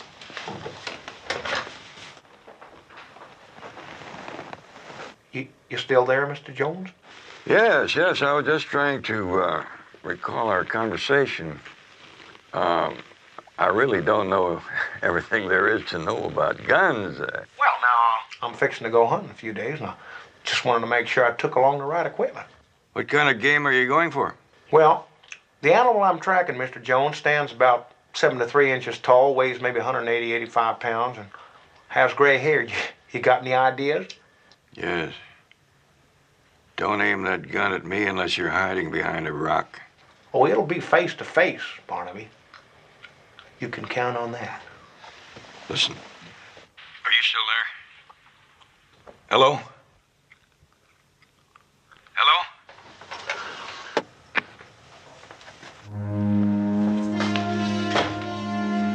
Any luck?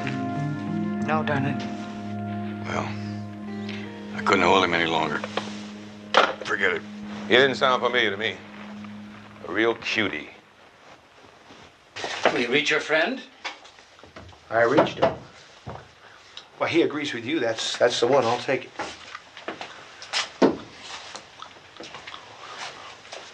We'll say 20 rounds of high-powered ammunition. I know you'll find it's everything you require, sir.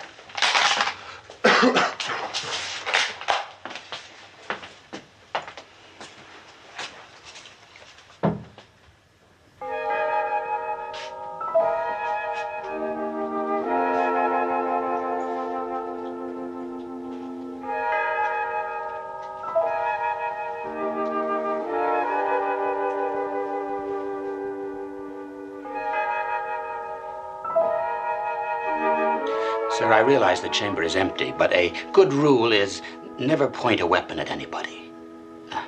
Unless you want to kill him. You're absolutely right.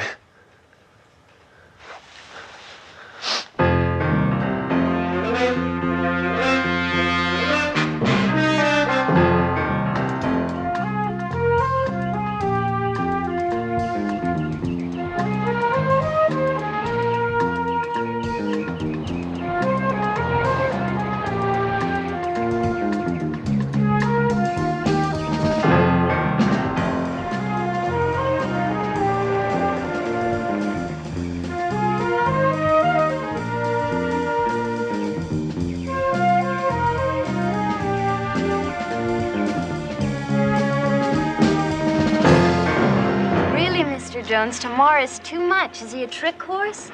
You bet you he's a trick horse. Matter of fact, before I came out of retirement, I taught him quite a few stunts. Because we're probably a little rusty now, but we'll see. Rusty. If Barnaby isn't fishing when he takes a break, he's out here riding Tamar. Yeah, it's getting a little dangerous riding in the valley. Stray Indians, Barnaby? No, freeways. Well, Tamar, you got an audience here. Step up, folks. Step up a little closer, folks. See Tamar, the one and only. Are you ready?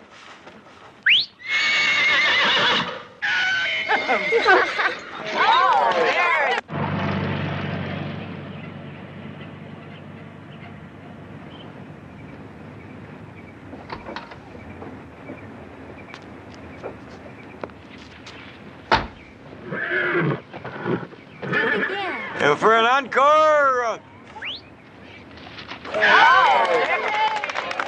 Good boy. He's a good old boy. He's a good old boy. Betty, your barbecue was delicious. I'm glad I saw you go off your diet, though. It's going to take 2 weeks in the gym. Sorry about that. Well, got to get rid of it somehow. I beg your pardon. I have a delivery for a Betty Jones. Well, that's me. A package? Barnaby, what is this, a surprise? Not from me, maybe from one of your other admirers. Yeah, thank you. Looks nice, whatever it is. Yeah, well, let's see. Hey! It's not my birthday. What is this beautiful dress?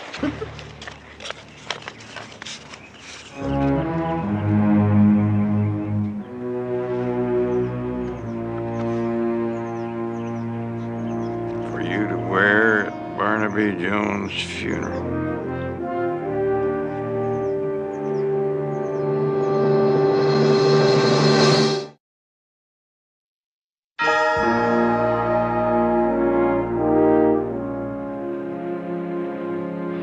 You're the last person I expected to see. The last I ever wanted to see. Excuse me if I keep working. I promised this customer. I don't want to bother you, Mrs. Paget. I want to talk to your husband. That's a good one.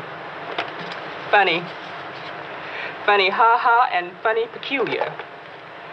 I'd laugh, but it's just a little bit too ironic. Well, you can't talk to Marty. So if that's all, goodbye. It's just for a few minutes. It's important to me, and it might be important to the both of you. Why all this interest in Marty now? You couldn't care less when you sent him up in '58. I didn't send him up, Mrs. Paget. He broke the law, and the law sent him up, and you both know that.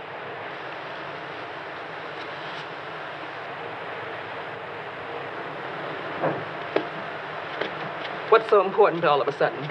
Somebody's threatening to kill me. I hope they do. It's obvious that it's someone who hates me, and Marty's on that list. Where is he? In Saltell Cemetery. He was in a hospital ward all last year, and he finally got his hands on a pistol. I'm sorry. I'm really sorry, Laura, believe me.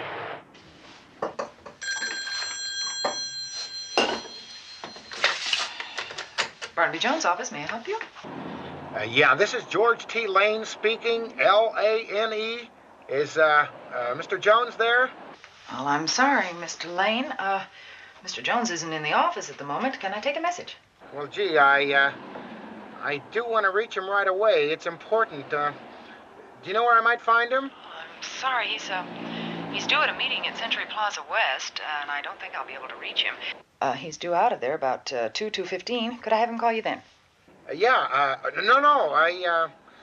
I'll call back. I'm not in the office right now. Thanks, goodbye. Goodbye.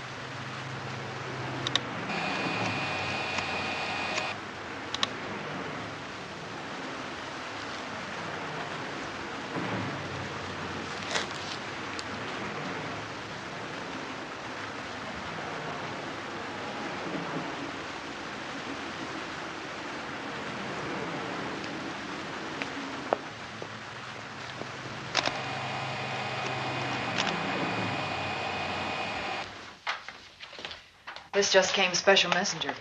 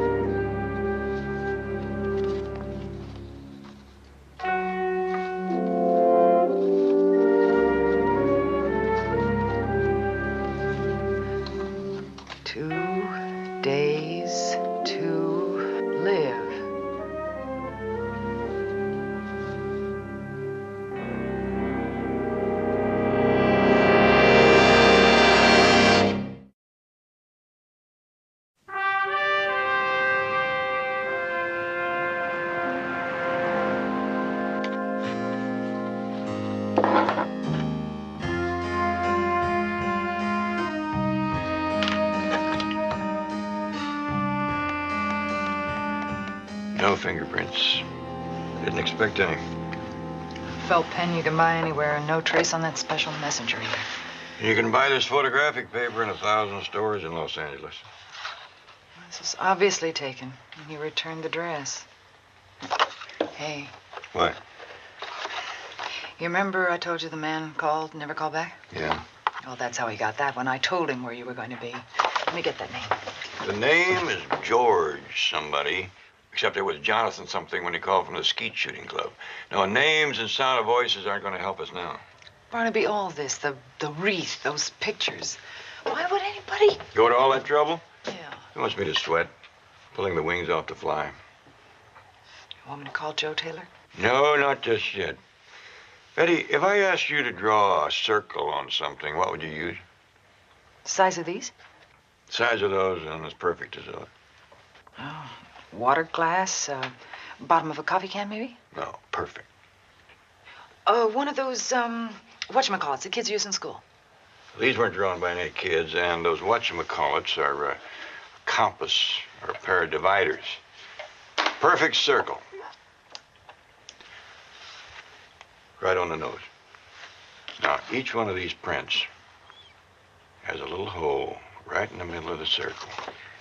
And these crosshairs he drew in, you could draft plans with those right angles. So who are we up against? What kind of profession would you say we might be dealing with? An engineer, draftsman, maybe? They teach drafting in penitentiary. A draftsman. A draftsman who's a real cutie.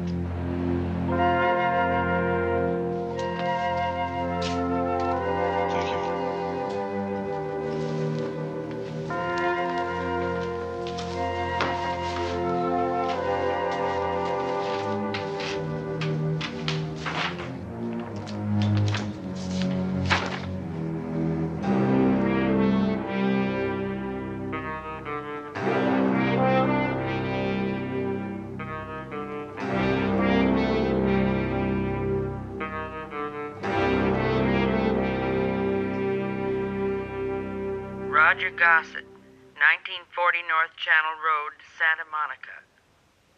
Released from Chino Authority 29 November last year. Anybody else? Negative. Okay, thanks. Roger Gossett, Barnaby. Unless it's somebody convicted on a federal rap and sent out of state, Gossett's got to be your man. Have you checked the disposition of those sent to federal penitentiaries? Sure, it's in the works. We should be getting a teletype from Washington any time now. But I'll bet it's Gossett. He's local, he's a draftsman, and he learned it in jail. Roger, are you too busy to see anybody? No, Mom, send him in. Hello, Gossett. Barnaby Jones?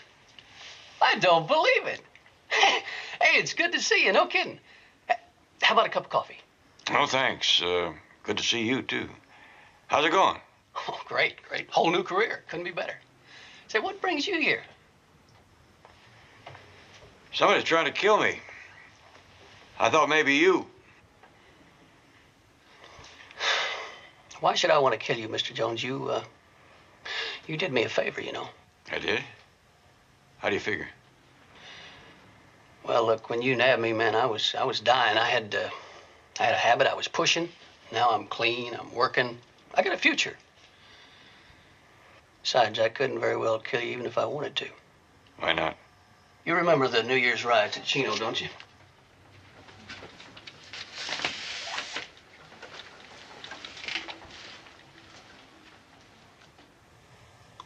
See, I figured if I had to make a trade, losing my mobility, but finding myself, well, that's more than a lot of guys ever get, isn't it? So, like I said, between what you did and getting the education in prison, I gotta figure somebody did me a favor.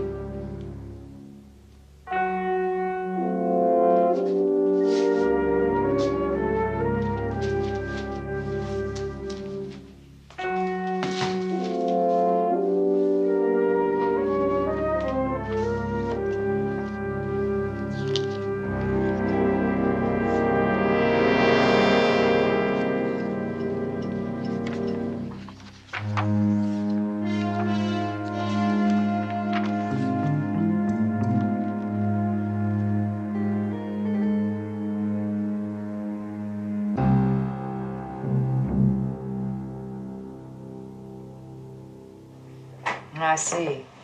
Oh, no, that's all right. Listen, thank you for that. Bye. Thank who for what? Well, it worked out like this. There were only 2 men sent up on federal charges. Setlin is still in Leavenworth. But in Atlanta. Howard Lee. Fraud. No. He was released last week. And he has a trade school qualification in... Drafting. Drafting. Production artist, rendering, like that. They said he's an exceptionally fine student. Did they know where he went on the outside? No, he served his full sentence, was released. That's all the warden knew. What now? I can take it from here. Take it where? Well, there are plenty of places where I can look for him. Old address, old friends, hangouts. Don't worry about it. What do you mean, don't worry about it? Well, you got things to do, and thanks. For what? I think you just saved my life. I still have to get through tomorrow. Oh, you got any special plans for... Barnaby. I'd like you to plan to spend tonight and all day tomorrow at the ranch. All right. What about you? Oh, I'll be here. I won't be able to cover all the bases I want anyway. I'm going to ask Joe to let me use a couple of hotlines. I might ask some of the off-duty boys to help me out. I'll be here till I poop out, and when I get sleepy, I'll sack in on the daybed. I don't like it. Nobody's asking you to like it. You sure you'll be all right? I've done it before. You will eat something, won't you? Which reminds me, I've got to do some shopping. Cupboards look pretty skimpy after the barbecue. You can take off any time. Oh, honey, before you go, would you get me Joe? Look. We're better off than we were an hour ago. Before, all we knew was that there was somebody out there wiring a booby trap for me. At least now I know what the booby trap looks like.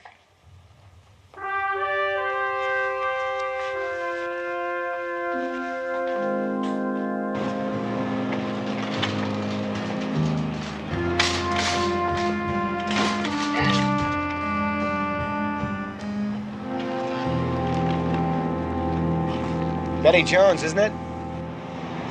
I beg your pardon? Betty Jones, Hal's wife? I'm Brian Harper.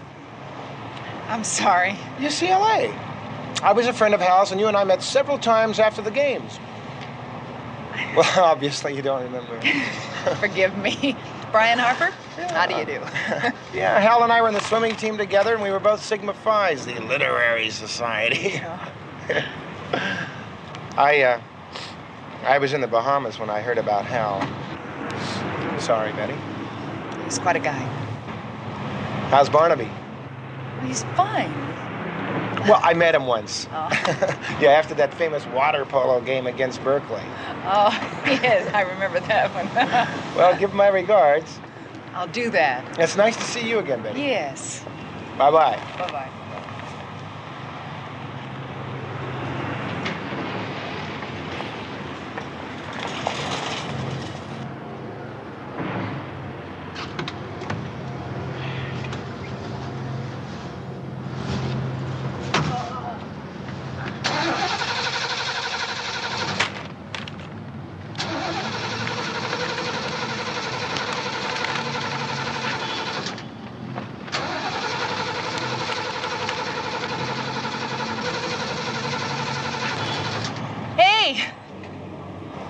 You out of gas? Out of something, Betty. Well, listen, there's a gas station a couple blocks down. You want me to give you a lift? Gee, you sure I'm not putting you out? No problem. Come on. Okay.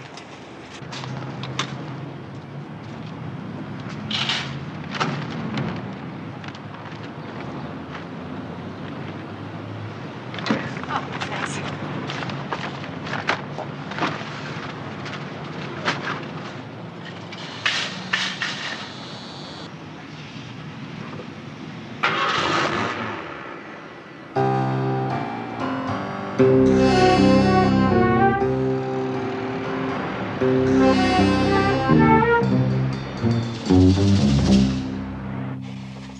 Well, he must be in trouble again, Mr. Jones. Otherwise, you wouldn't be here. I wanted to be sure. That's why I want to talk to him. But I never know when he's going to show up. I mean, we are divorced, you know, when he was in. Howard only comes by when he's visiting Chris. Where's he living now, Miss Lee? I really don't know that. Can't you tell me why you're looking for him? You know if he's got a job? I think he does. He has a good job with a drafting firm or something. He does nice work. He do his own printing, too? Yes, it always was a hobby of his. You know what pictures like this would cost done professionally? Now when everything was seeming to work out for him, he even has a girl. They like each other a lot. I even bought a present for Howard. A dress. Yes, that's a very good guess. A black dress. How did you know that? Thank you very much for talking to me, Miss Lee. But Mr. Jones, do you want me to tell him that you're looking for him, or...? I think he knows.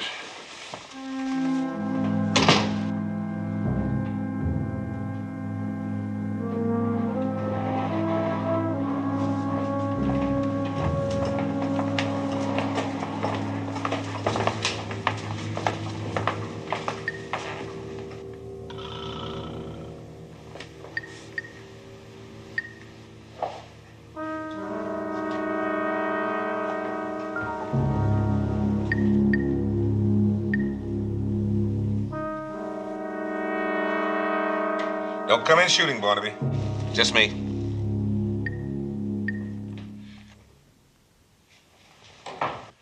Just looking after the store.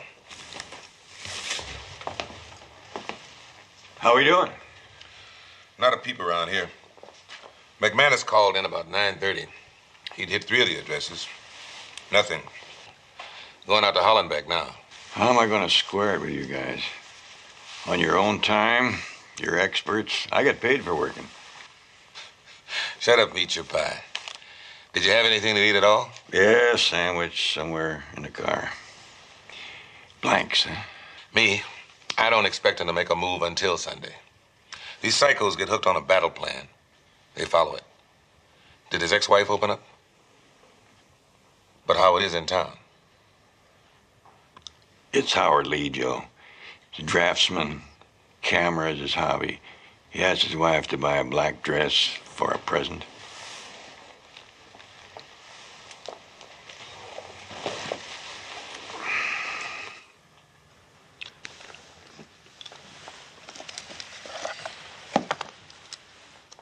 Pass inspection? You both pass inspection. I hope we can say the same thing Monday morning. Why did you get some sleep? You kicking me out? With thanks. Okay.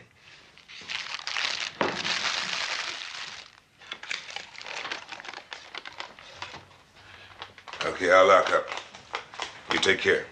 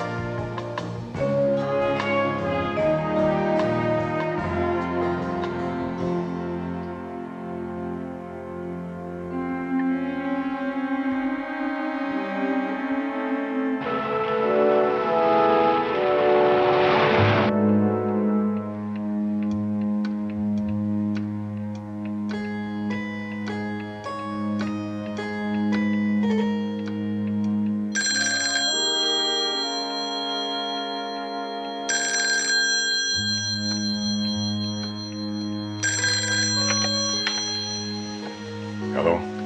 Barnaby? Betty? You all right? No, I'm not. Barnaby!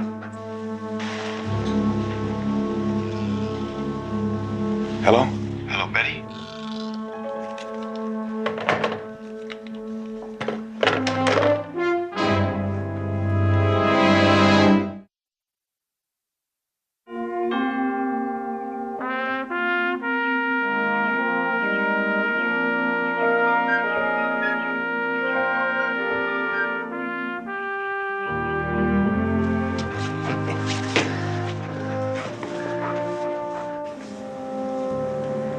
Well, don't worry. He'll call back. He'll dial frantically. I bet he wishes now the foreman would stay on Sundays.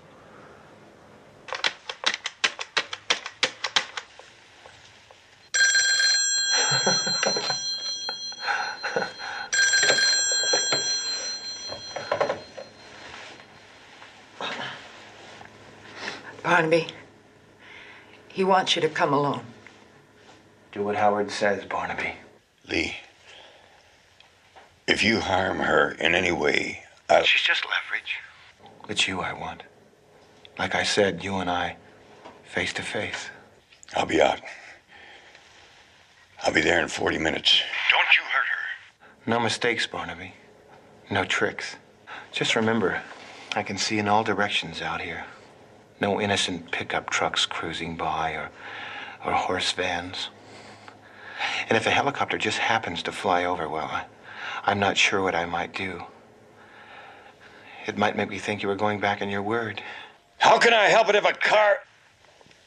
You just better.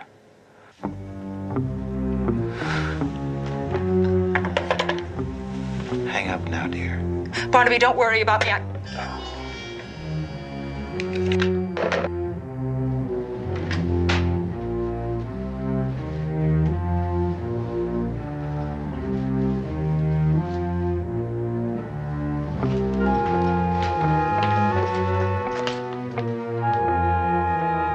Do you usually have a big breakfast, or is it just toast and coffee or something like that?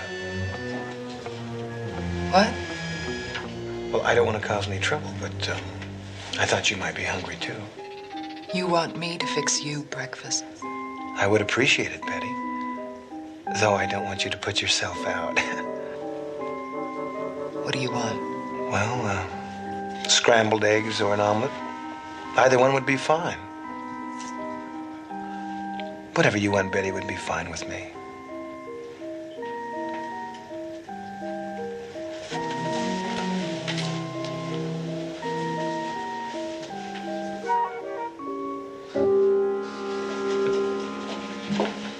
Would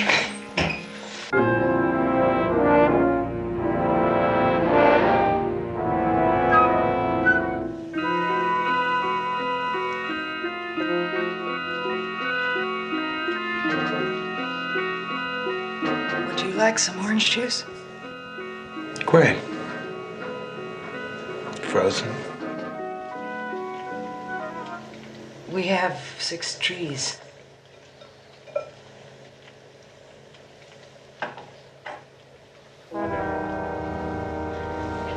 Must be nice to have fresh orange juice anytime you want.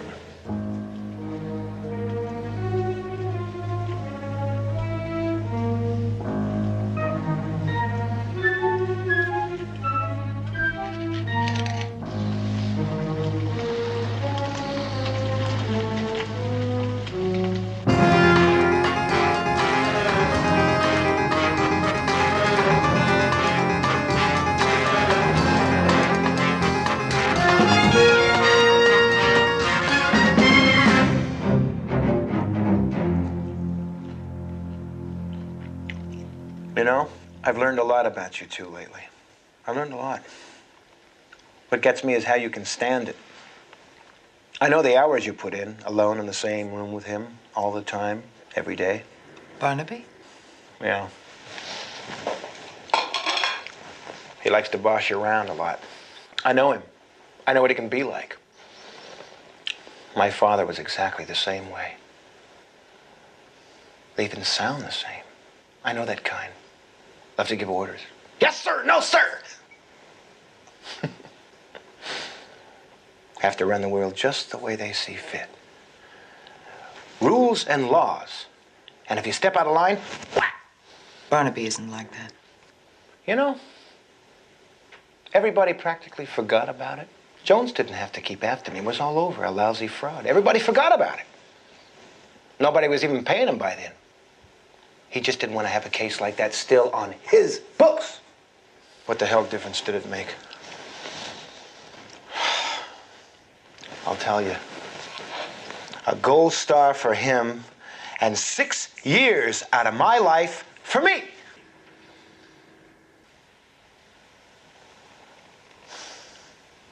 She'd just been born, too. I knew my daughter 6 lousy months before Jones butt in. Once a week. That's how many times they let me see her. A couple of lousy hours a week.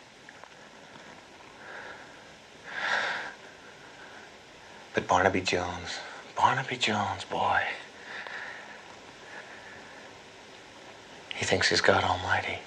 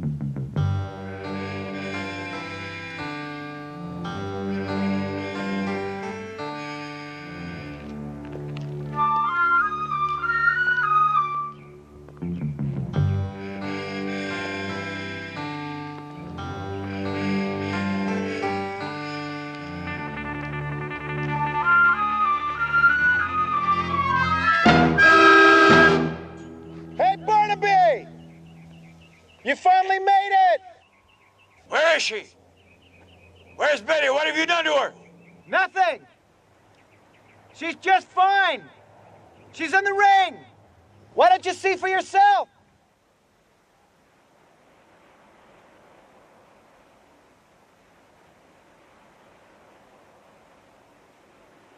Hey, Barnaby! Are you just gonna stand there? I'm coming up!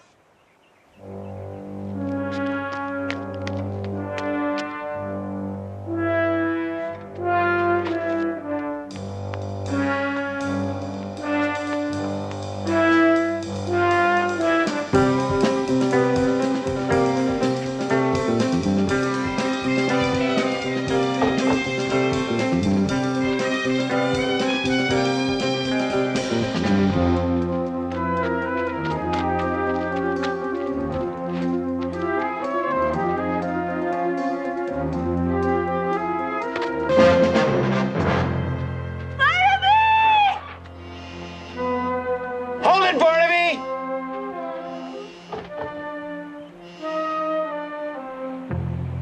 Betty, are you all right? Hey, Betty, he wants to know if you're all right.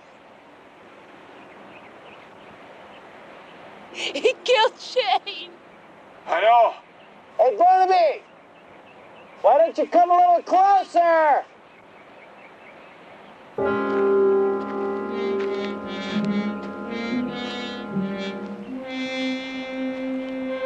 Hey, Barnaby! What's the best thing in your life? She is. Good!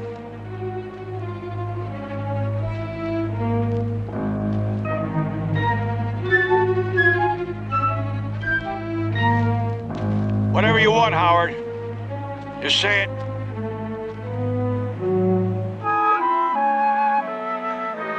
I've got it, Fred. Dead. Dead. You'll be my friend. Listen, Howard. Just keep coming, baby. Come on. You said this was between you and me. Let me get her out of here.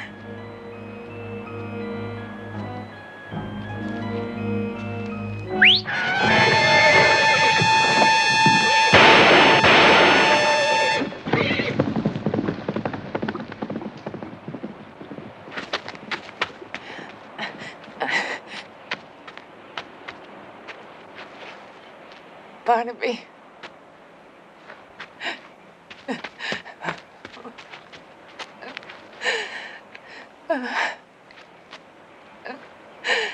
You all right? I will be. You? Soon.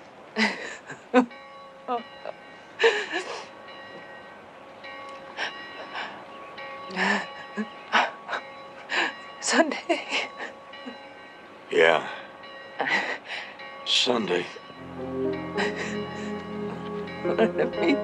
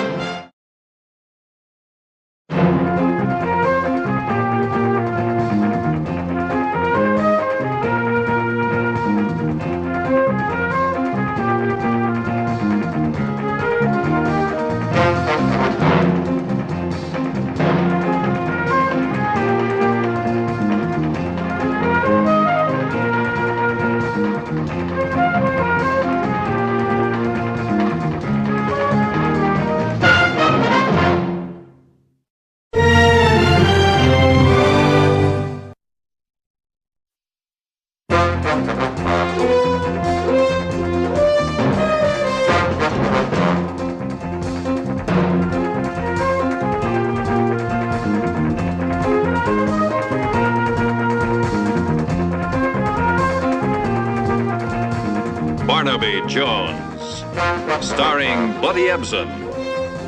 Also starring Lee Merriweather, with guest stars Geraldine Brooks,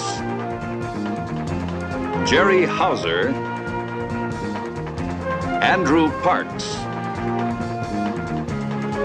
Tonight's episode, The Murdering Class.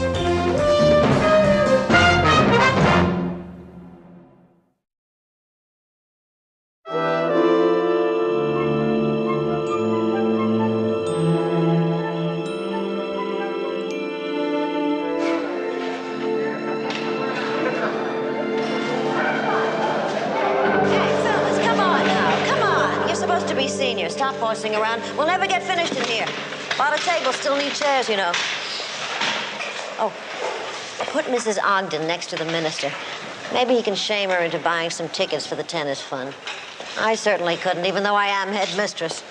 Don't forget those flowers tomorrow morning, first thing here. Oh, Janet. Yes. Your brother. Thanks, Victor. George.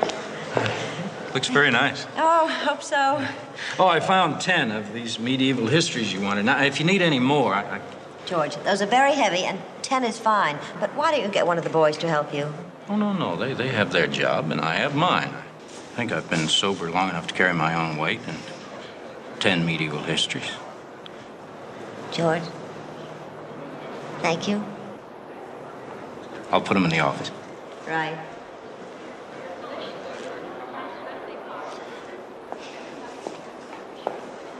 Ladies and gentlemen, I think we've done about all we can for tonight. And some of you have some midterm exams to study for. Thank you.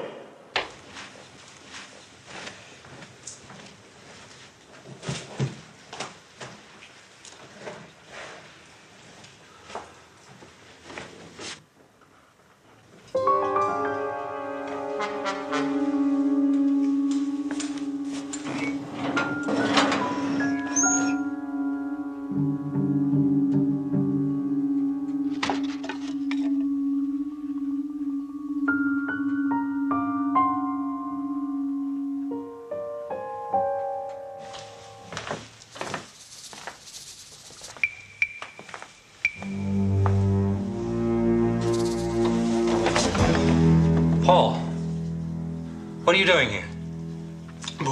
Boy, you gave me a scare, Mr. Enright. What are you doing here, Paul? Come on out. Come on. Well, I'm working student desk this week. I came back because I left a book. I'm cramming for exams, so I gotta go. You opened the private file, didn't you, Paul? How'd you learn the combination? I didn't take the money. All right, please, Paul. I think we better go talk to my sister about I didn't this. take anything, right Mr. now. Enright. Paul, I Paul. didn't take anything.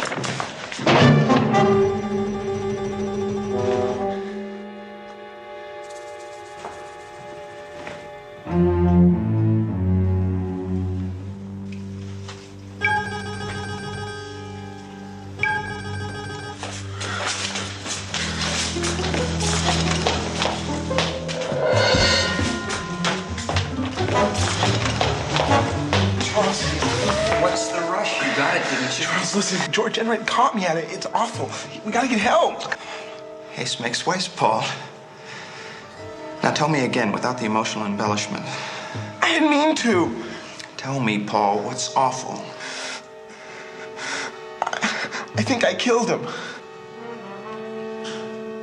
You think? Now, if you're ever going to be a newspaper man, always make sure of the facts. Come on.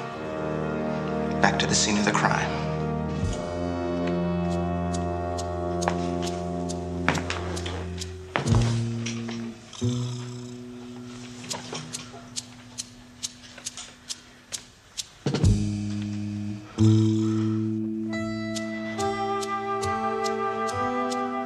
Well, Paul, this makes you the first murderer I've ever known. I'm gonna call the police.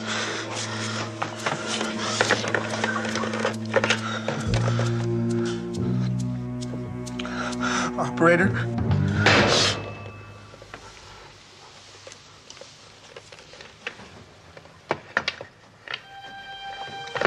Your mouth is dry, dear boy.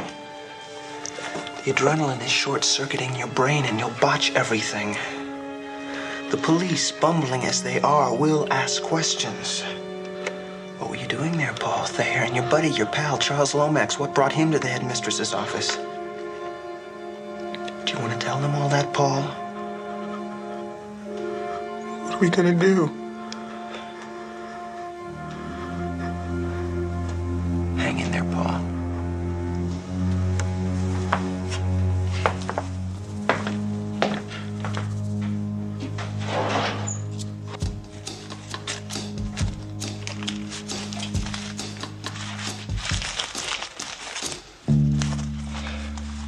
take the head. I'll take the feet. Come on, Paul, he won't bite you.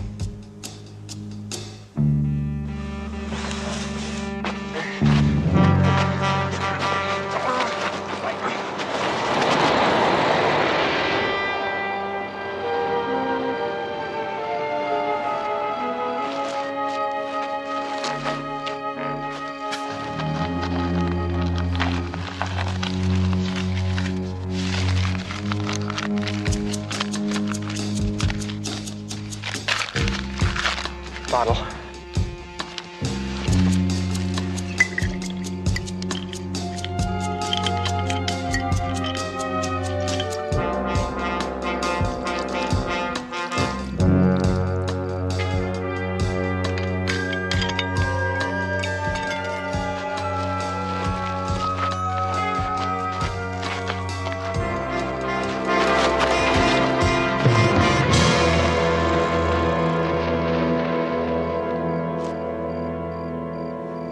Let that be a lesson to you.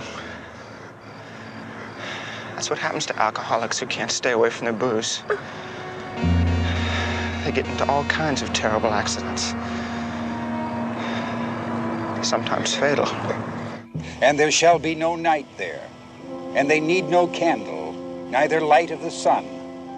For the Lord God giveth them light, and they shall reign forever and ever. And he said unto me, These sayings are faithful and true. And the Lord God of the holy prophet sent his angel to show unto his servants the things which must be true. Behold, I come quickly. Blessed is he that keepeth the sayings of the prophecy of this book. Amen.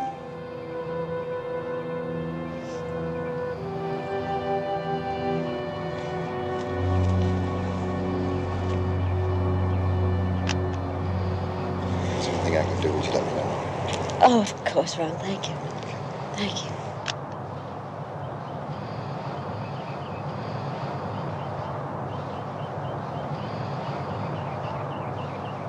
Well, Are you all right, Janet? oh, I'm fine, thank you. It was a lovely service. I appreciate it. I'll call on you later. Sure now. Go on, get out of here. I'm fine.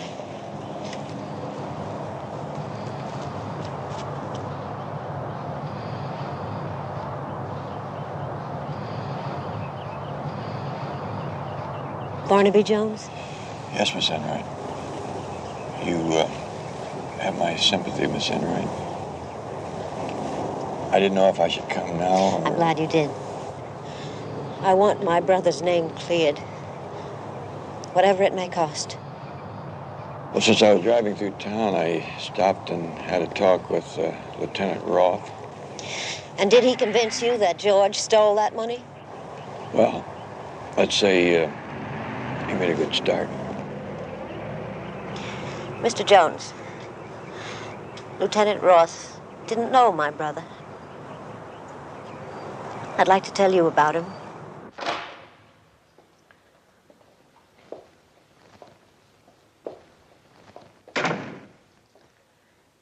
This was George.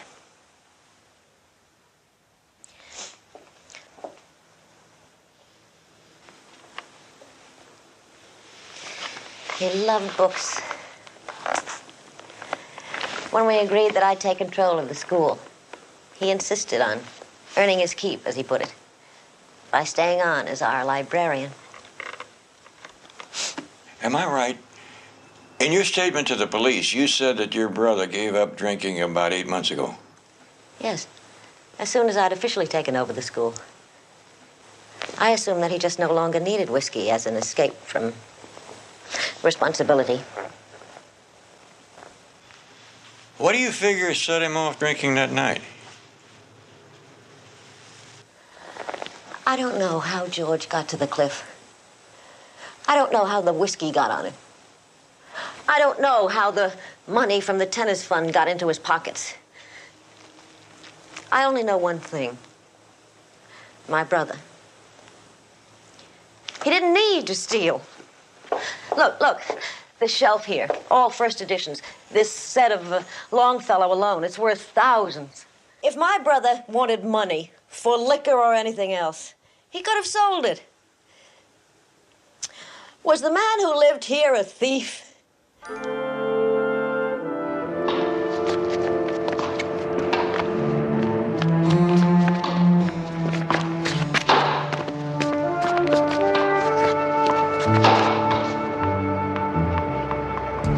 This is called doubles, Lomax.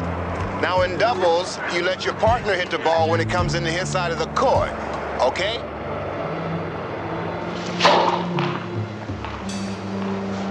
Oh, good Lord. Mid-year finals here all next week, and then the SATs, and then the University of California stuff. What difference does it make? You're gonna flunk them all anyway. Everything under control, Eddie? Paul? Yeah, no sweat, ma'am. Here, Mr. Cather, please. You take this booklet and you read it carefully at your leisure, and if you have any questions whatsoever, you don't hesitate to ask anyone in this office, okay? Well, Paul, we'll need to... Oh, Janet. I didn't think you'd be in today. Why, I can handle anything that comes up. I really want to, Victor. This is Mr. Jones. Mr. Jones, this is our college counselor, Victor Stern. How do you do, sir? How do you do, Mr. Stern?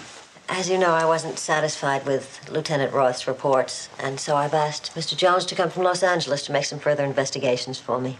If he needs anything, I know you'll give him all the help you can. Of course, Mr. Jones. Anything I can do. Thank you, Mr. Stern. Paul, I'll need 50 copies of this college requirement. Yes, sir. 50 copies right away.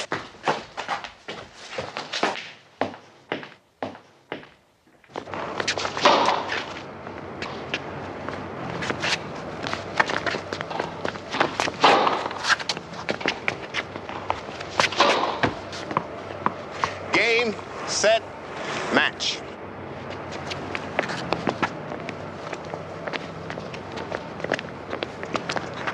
Nice going, guys. Ross, I want to show you why that second serve of yours isn't working, okay? Lomax. Now, maybe you got the rest of the school conned into thinking that you're the greatest since sliced bread. But on a tennis court, you're nothing but a second-rate grandstander.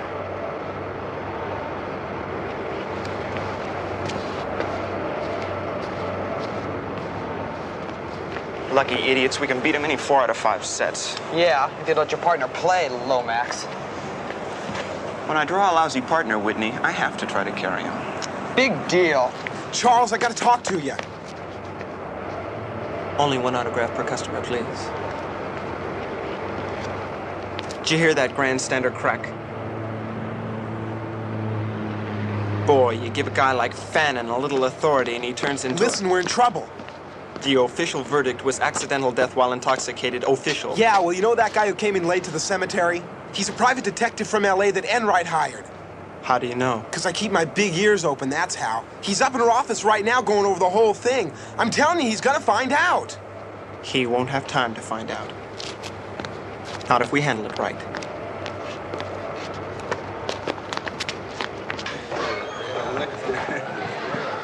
You've handled it so far, and we're going down the drain. No, Paul. Neither of us is going down the drain, nor down the tube, nor up the creek. A little spice has been added to the brew, that's all. It was an accident. I'm gonna tell.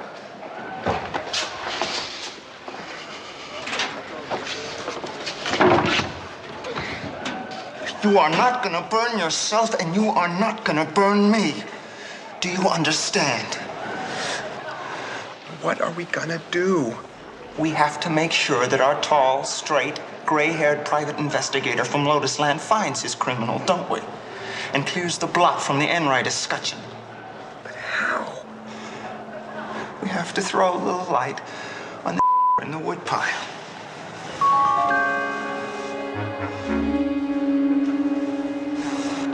I was thinking that it's inconceivable that Paul Thayer, class vice president, honors student, etc., is the type of young man who goes around robbing people and killing them in fits of temper. but he is.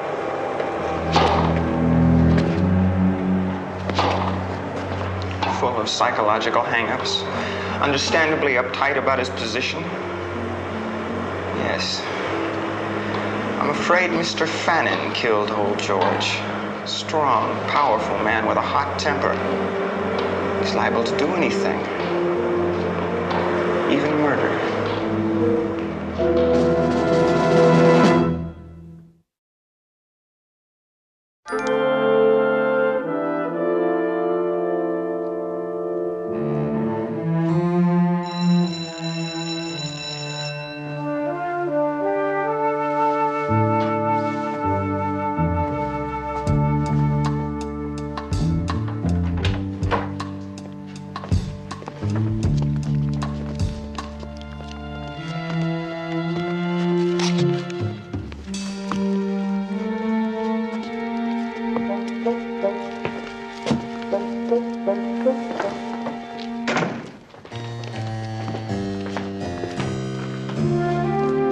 Hello.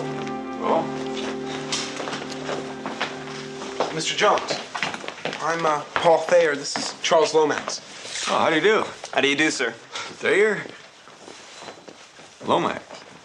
Yeah, I've been reading about you. You are president of the senior class, editor of the paper, a lot of school activities. I'm from the East, Mr. Jones. I learned to stuff ballot boxes at my father's knee. Is there anything we can do to help, sir?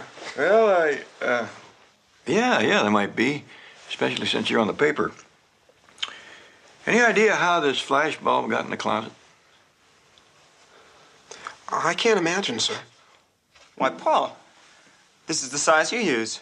You must have dropped it. Me? How could I have dropped Our layout on George Enright, remember? You took 3 or 4 shots up here. Oh, yeah, sure. I guess it's mine. I'm always losing them, you know? Oh.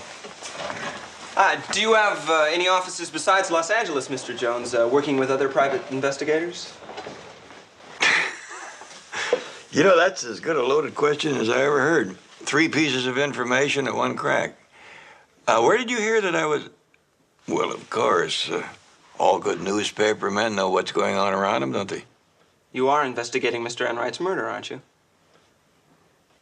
The inquest didn't seem to find any reason for assuming murder. Did you discuss your theory with anyone else at the time of the inquest?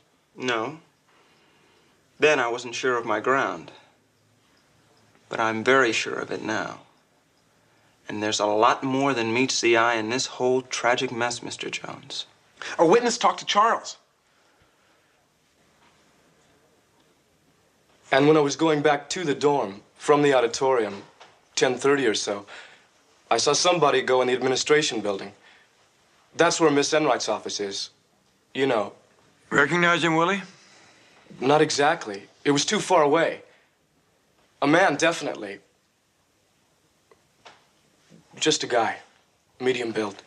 Well, that's not very much to go on. I thought of one of those borderline facts, too, but possibly enough to have the verdict questioned. Yeah, well, as I say, that's not very much, but you never know. Well, thank you, gentlemen. Good luck on those exams. Did I do all right? Not bad at all.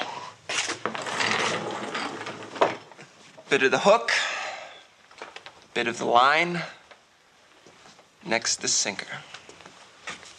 But I don't get it. Why didn't you want me to give him the name? It's been almost a week, you idiot. You can't wait all this time and then up and say, oh, by the way, I forgot to mention it, but I happened to see Ron Fannin, the tennis whiz, up there with old George the night he was totaled. Police are like turkeys in November. Start feeding them a bunch of garbage, they get suspicious. Now, Paul, got your checkbook handy? My checkbook? Write out a check for $100. Payable to the tennis committee fund. Let's see, today's the 17th. Old George died the 14th, dated 2 days before that, the 12th. What's the idea? Just do it, Paul.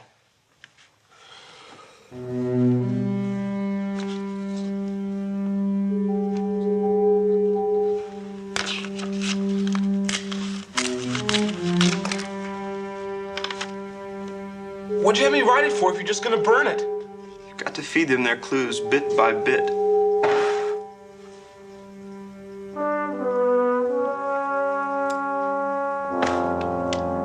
That way they'll swallow it all.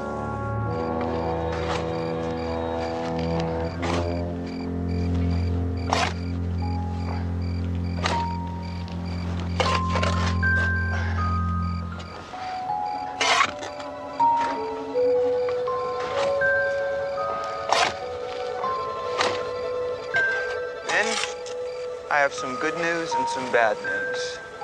First, the good news. You've dug far enough. Now the bad news. Open it.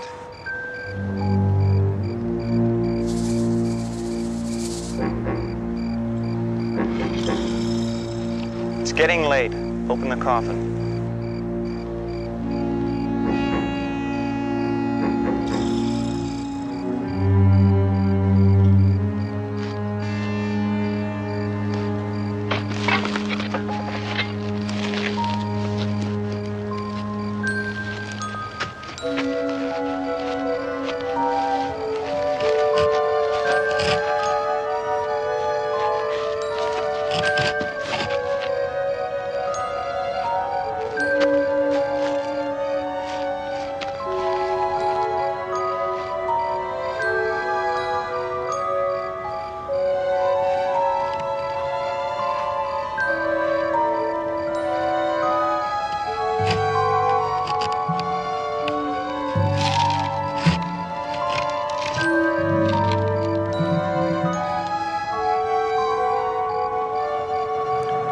How about that, Paul?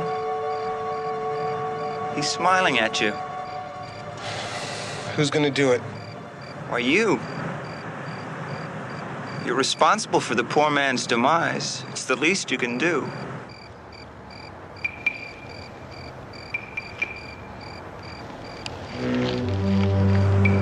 Gently.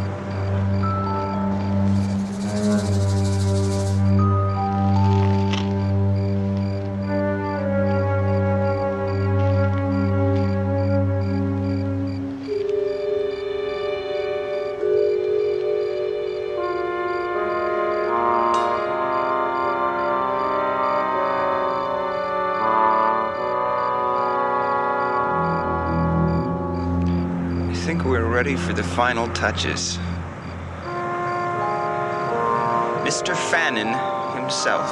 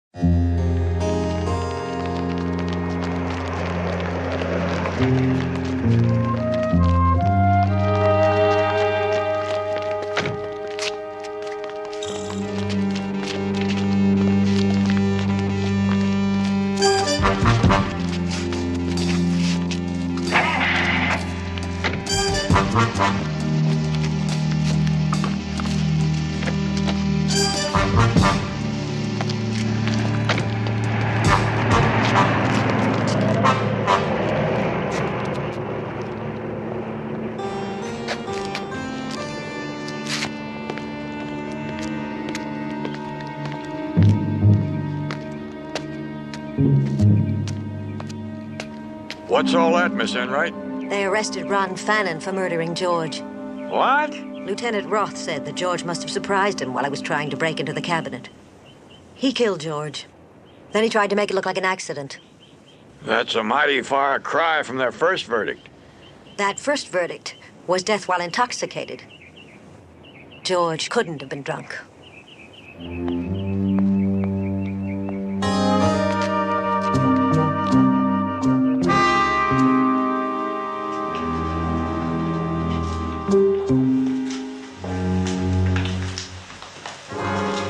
Let's see the boys first. Fannon's with his lawyer right now. He goes before Judge Perry for arraignment at 4 o'clock.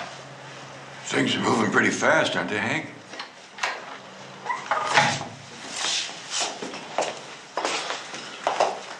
Hello, Mr. Jones. They bringing you in on this officially? I understand you three have had a busy day. Look, you understand why we couldn't bring everything to you first. Perfectly, but Lieutenant Roth and I aren't in competition for a prize. We're both in the same business. Yeah, same business, different pay. Lieutenant's been telling me that you boys been poking around down below the cliff and you came up with some new evidence.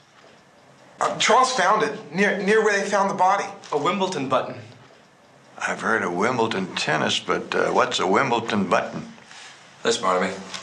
It's like an Olympic button. And this is his official Wimbledon blazer we found in his closet. Oh. Well, you were lucky to find it. Oh, yes, sir. We thought the police might have overlooked something when they searched the area originally. And we all know how understaffed this office is, so... So, with the button, plus what Grant here told us, I got a search warrant and it paid off. Made out by Paul Thayer to the Tennis Committee Fund. We found it in a pile of ashes in Vanna's fireplace. I thought all the loot was on Enright. Well, when Fannin suddenly found himself mixed up in a murder, he planted everything on Enright to make it look like an accident. He overlooked that and burned it when he got home. Well, pretty dumb not to have made sure it burned completely. Well, maybe, but I'm not about to look a gift horse in the mouth, Barnaby. Especially if he's dumb enough to leave the murder weapon around. A weapon?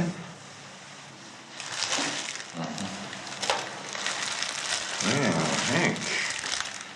Looks like you got this whole thing wrapped up. Fannon's cellar. These hairs were stuck in a switch. They were caught there after he caved in Enright's skull, after Enright caught him stealing. The medical examiner confirmed, of course. They checked against those from the autopsy.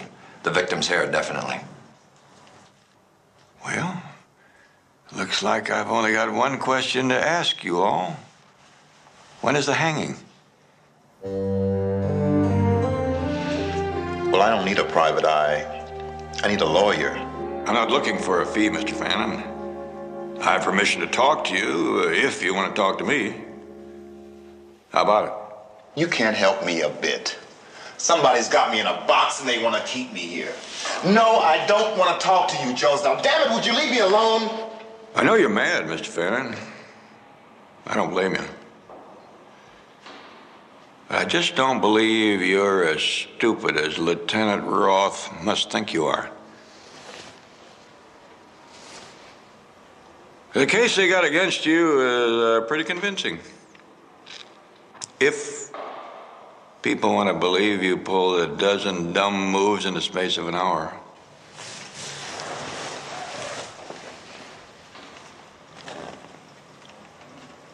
Okay, let him in.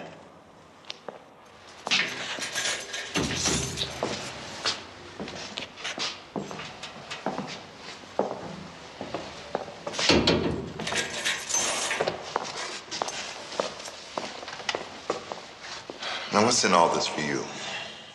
Well, I got myself right in the middle of something I sure didn't expect. All of a sudden, funny questions started getting funny answers. I don't know quite how to explain this to you, but there's something sticking way inside of me here. I don't know if that's my craw or my gullet or what, but anyway, there's something sticking in there and I want to get it unstuck, that's all. Yeah, well, I got a belly full of my own, too. Well, let's start spitting them out. Do you know what Roth is counting on, all of it? Well, there's the flashlight, there's Mr. Enright's hair, there's the blazer button, the tennis fund check, the fact that I knew that there was a couple of $1,000s in the safe. That's a pretty neat package. Yeah, but to begin with, I don't even know the combination. The beauty of circumstantial evidence is that nobody has to prove how you got into the filing cabinet, only that it's obvious you did. That's about as logical as Willie Grand saying he saw someone who looked like Mr. Fannin about the time that Mr. Enright was killed. What do you say to that? Well, now, death was supposed to have been about 10:30, right? Give or take a few minutes.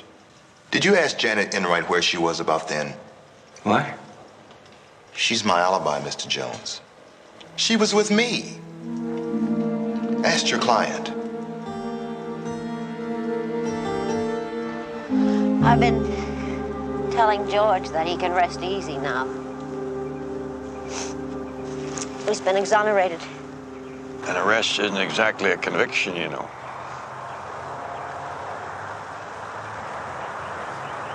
Mr. Fannin tells me that when you left the auditorium that night, you and he talked about the tournament until he left you at your door. That's true. And you left a little after 10 o'clock. Yeah, I think so. Well, it's about 15 minutes from the auditorium to Wyndham House. I walked it today. And another 15 minutes back to the administration building. Let's say a few minutes for talk. That's about 45 minutes, right? Mr. Jones, the authorities have gone into all of this. They have proof of what Mr. Fannin did. It's not proof if Mr. Fannin couldn't be there. Now, I'm practically convinced that he couldn't have taken you to your door, gotten back to your offices, gotten up and struggled with your brother, and had death occur at the time the coroner said it did. I'm sorry, but it's really out of my hands. And I must go. Miss Enright, very little honor will accrue to your brother's name if it's done at the expense of an innocent man. Of course not. But how can anyone be sure of how long we were talking, or of how fast we walked? You brought up time and the clock. No one has suggested that Mr. Fannin, who is an athlete, might well have run back across campus. If you run to a place you intend to rob, witnesses are inclined to remember it. Mr. Jones, you and I, we both believe in logic. Yes, Miss Enright, that we do. All right. What motive could there have been for this crime, except money? Ron Fannin was in my office trying to steal $2,000. Now, it was money that he knew was there because he had given it to me. There is no other motive. And now you must excuse me. I have a million things to do.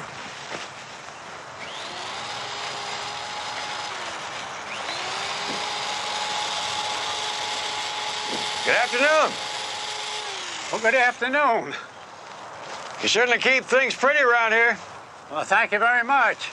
How often you water this time of year? Oh, I usually turn the sprinklers on about evening this time of the year for about an hour and a half. You'd think that earth would have settled more, wouldn't you? I know that some of you are not going to be happy with these exam schedules, but I've done the fairest I can. Some of you will have 2 finals in 1 day. It can't be helped. Excuse me. Yes, boy.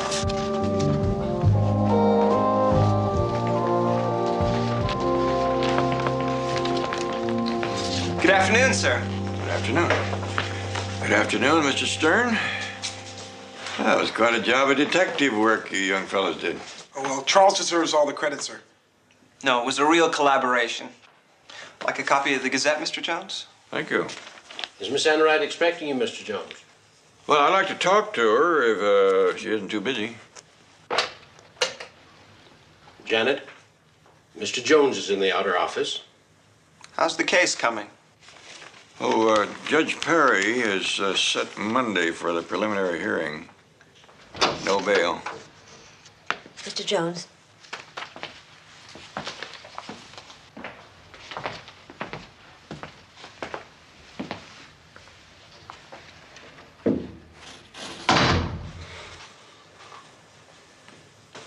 Miss Enright, I've been thinking what you said about a motive.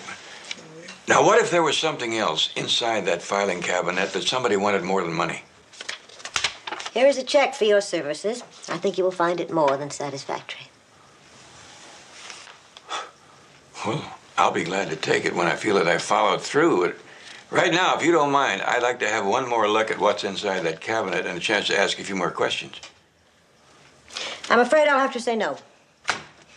Our school has had more than its share of scandal. I see no point in raking around a problem that the police have already solved. At least to my satisfaction. To put it bluntly, your services are no longer required.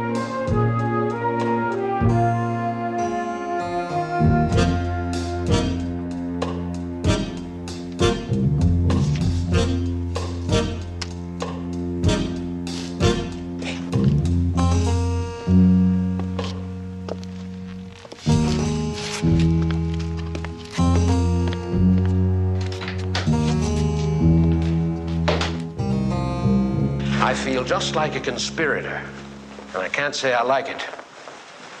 Let's go in here.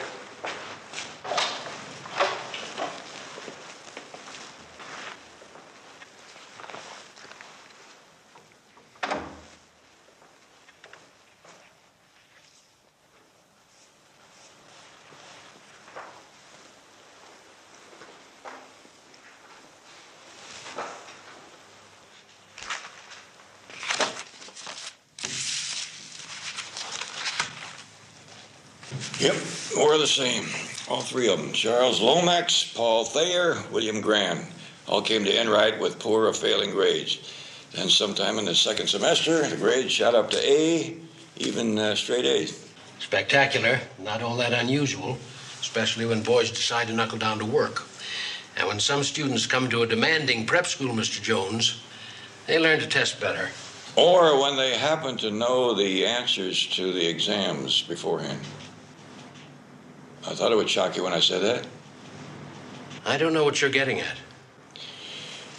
All these final exams, questions and answers, were they always kept in that one filing cabinet with the combination lock?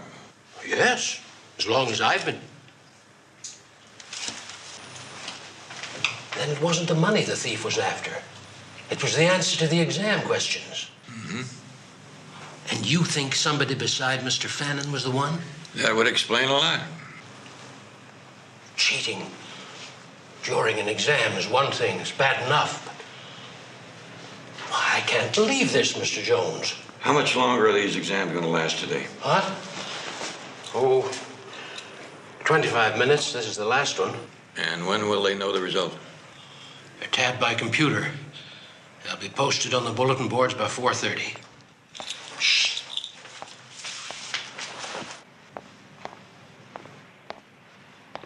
Mr. Jones, come here.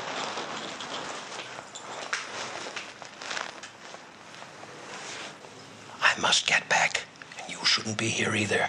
One more favor. It's important. I want you to fail Charles Lomax and Willie Grant, but not Paul Thayer. Why, I have no right to tamper with any grades.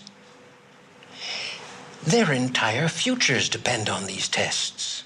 Maybe Ron Fannin's does too. What good would it do? Suppose one made the usual 95, 98 on the test, but the other two didn't.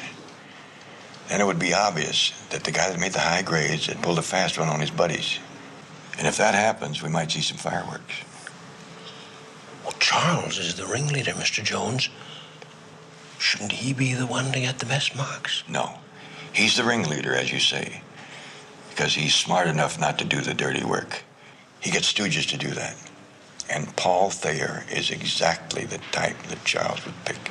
Hey, I passed! Way to go! How are you supposed to remember all those dumb dates?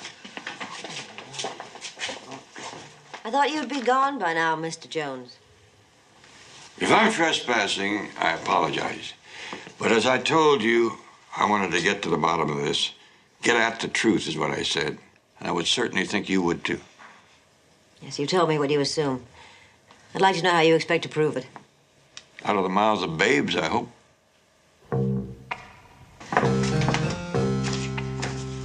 Victor, I'd like to see you for a minute.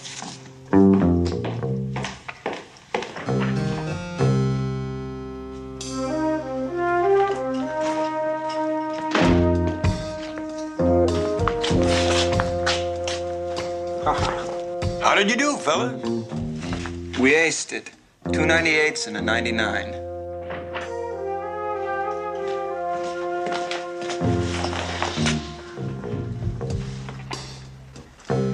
Very fair test, Mr. Stern.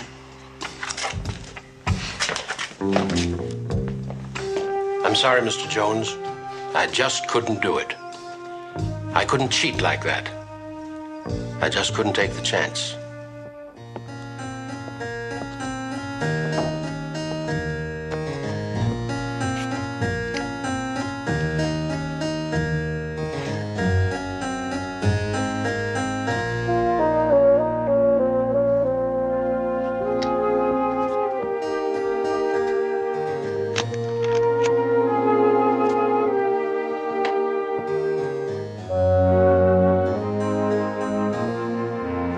promise is a promise, Willie. Yeah, no kidding.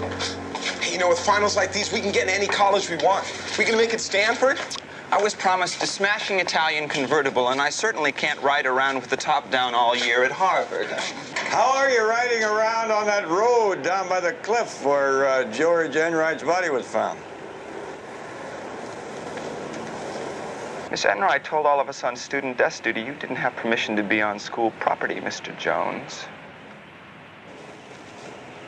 Want to call a cop? Actually, we all have something to do, and... You have nowhere to go, Paul. Thanks, Lomax. I like your style. You see a problem, you want to meet it head on. You know, I love the old philosopher, aw shucks bit you use on people, Jones. But why don't we get down to the nitty-gritty? Suits me fine, except that this doesn't exactly concern you that personally, Lomax. I wanted to talk to Thayer here, but you can go if you want. No! I mean, well, why not? You're all for one for all anyway, aren't you? This is just yours, Paul, and I don't see how anyone else could even know about it. It's a photostatic copy of your check that was found in Fannon's fireplace with numbered 1007 written on the 12th. That's 2 days before Mr. Enright died. I can't figure how come 3 days later, on the 15th, you wrote 2 checks, one numbered 1006 and one 1005. Earlier numbers. Something fishy about the date. Well, it could happen. I mean, if I wrote it out of order, it could happen. But you didn't write them out of order, did you, Paul? You dated it 3 days before you wrote it, didn't you? Yes. His bank wouldn't give out that kind of information. What did you do, Jones? Bribe some stupid clerk? No, I just took a shot in the dark. And Paul gave me the answer. Something else kind of funny. This Gazette you gave me the other day. What about it? Well, Paul, this picture you took of the people at the funeral, take a look at it. Seem a little unusual to you, particularly Fannin. No. Well, it's kind of small, so I made an enlargement. See, all the buttons are on the Wimbledon jacket. How do you figure? Let me see that. No, Paul, you tell me. How could all the buttons be on the jacket when one of them was lost 3 days ago at the cliff? Fannin simply sewed on a new button. After the murder. And tore it off days later when the police searched his apartment. Does that seem right, Paul? He sewed it on badly, I suppose. Look, I really got to call my family. I promise. I will wait, Willie. Now, about George Enright's coffin.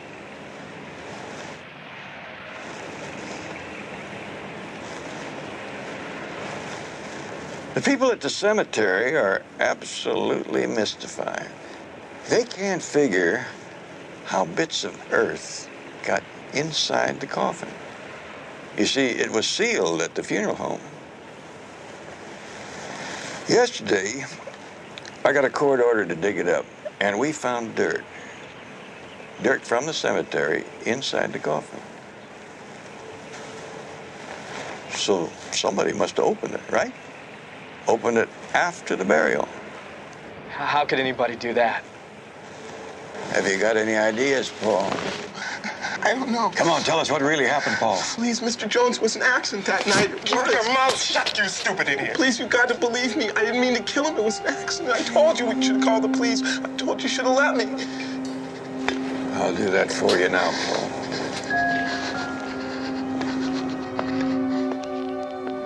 Can't you take the pressure? Can't you keep any cool at all? everything was working perfect. Everything has worked perfect for years, damn it. And in 5 minutes, you blow everything I've set up for you.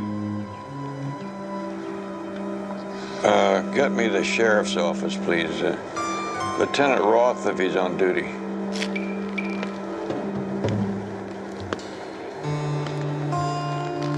Yeah, me. Damn it, me. They'd be nowhere without me. You know who figured out how to get those examinations? I did. 3 years ago. I broke that combination. You know how? I used my brain.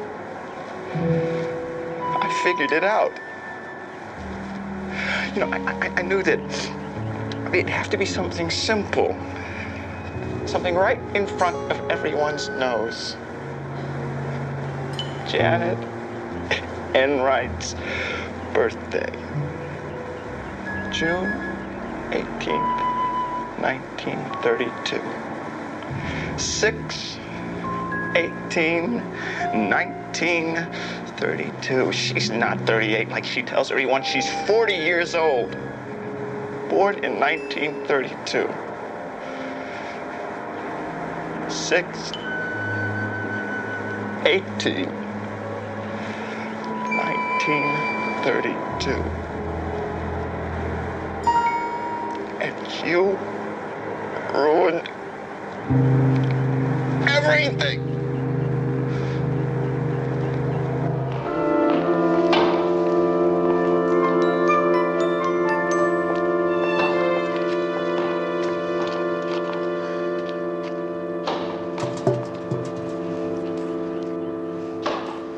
Thank heaven he's all right now. I was so anxious to clear my brother that I let myself be blind to everything and everyone. And those boys. Where did I go wrong? Where do we all go wrong? Find problems like this in the slums of the ghetto, you're not surprised, but... It happens in the best of families. Even here, where they have all the advantages. Well, there's a lot to do. Thank you, Mr. Jones. Bye, Miss Enright.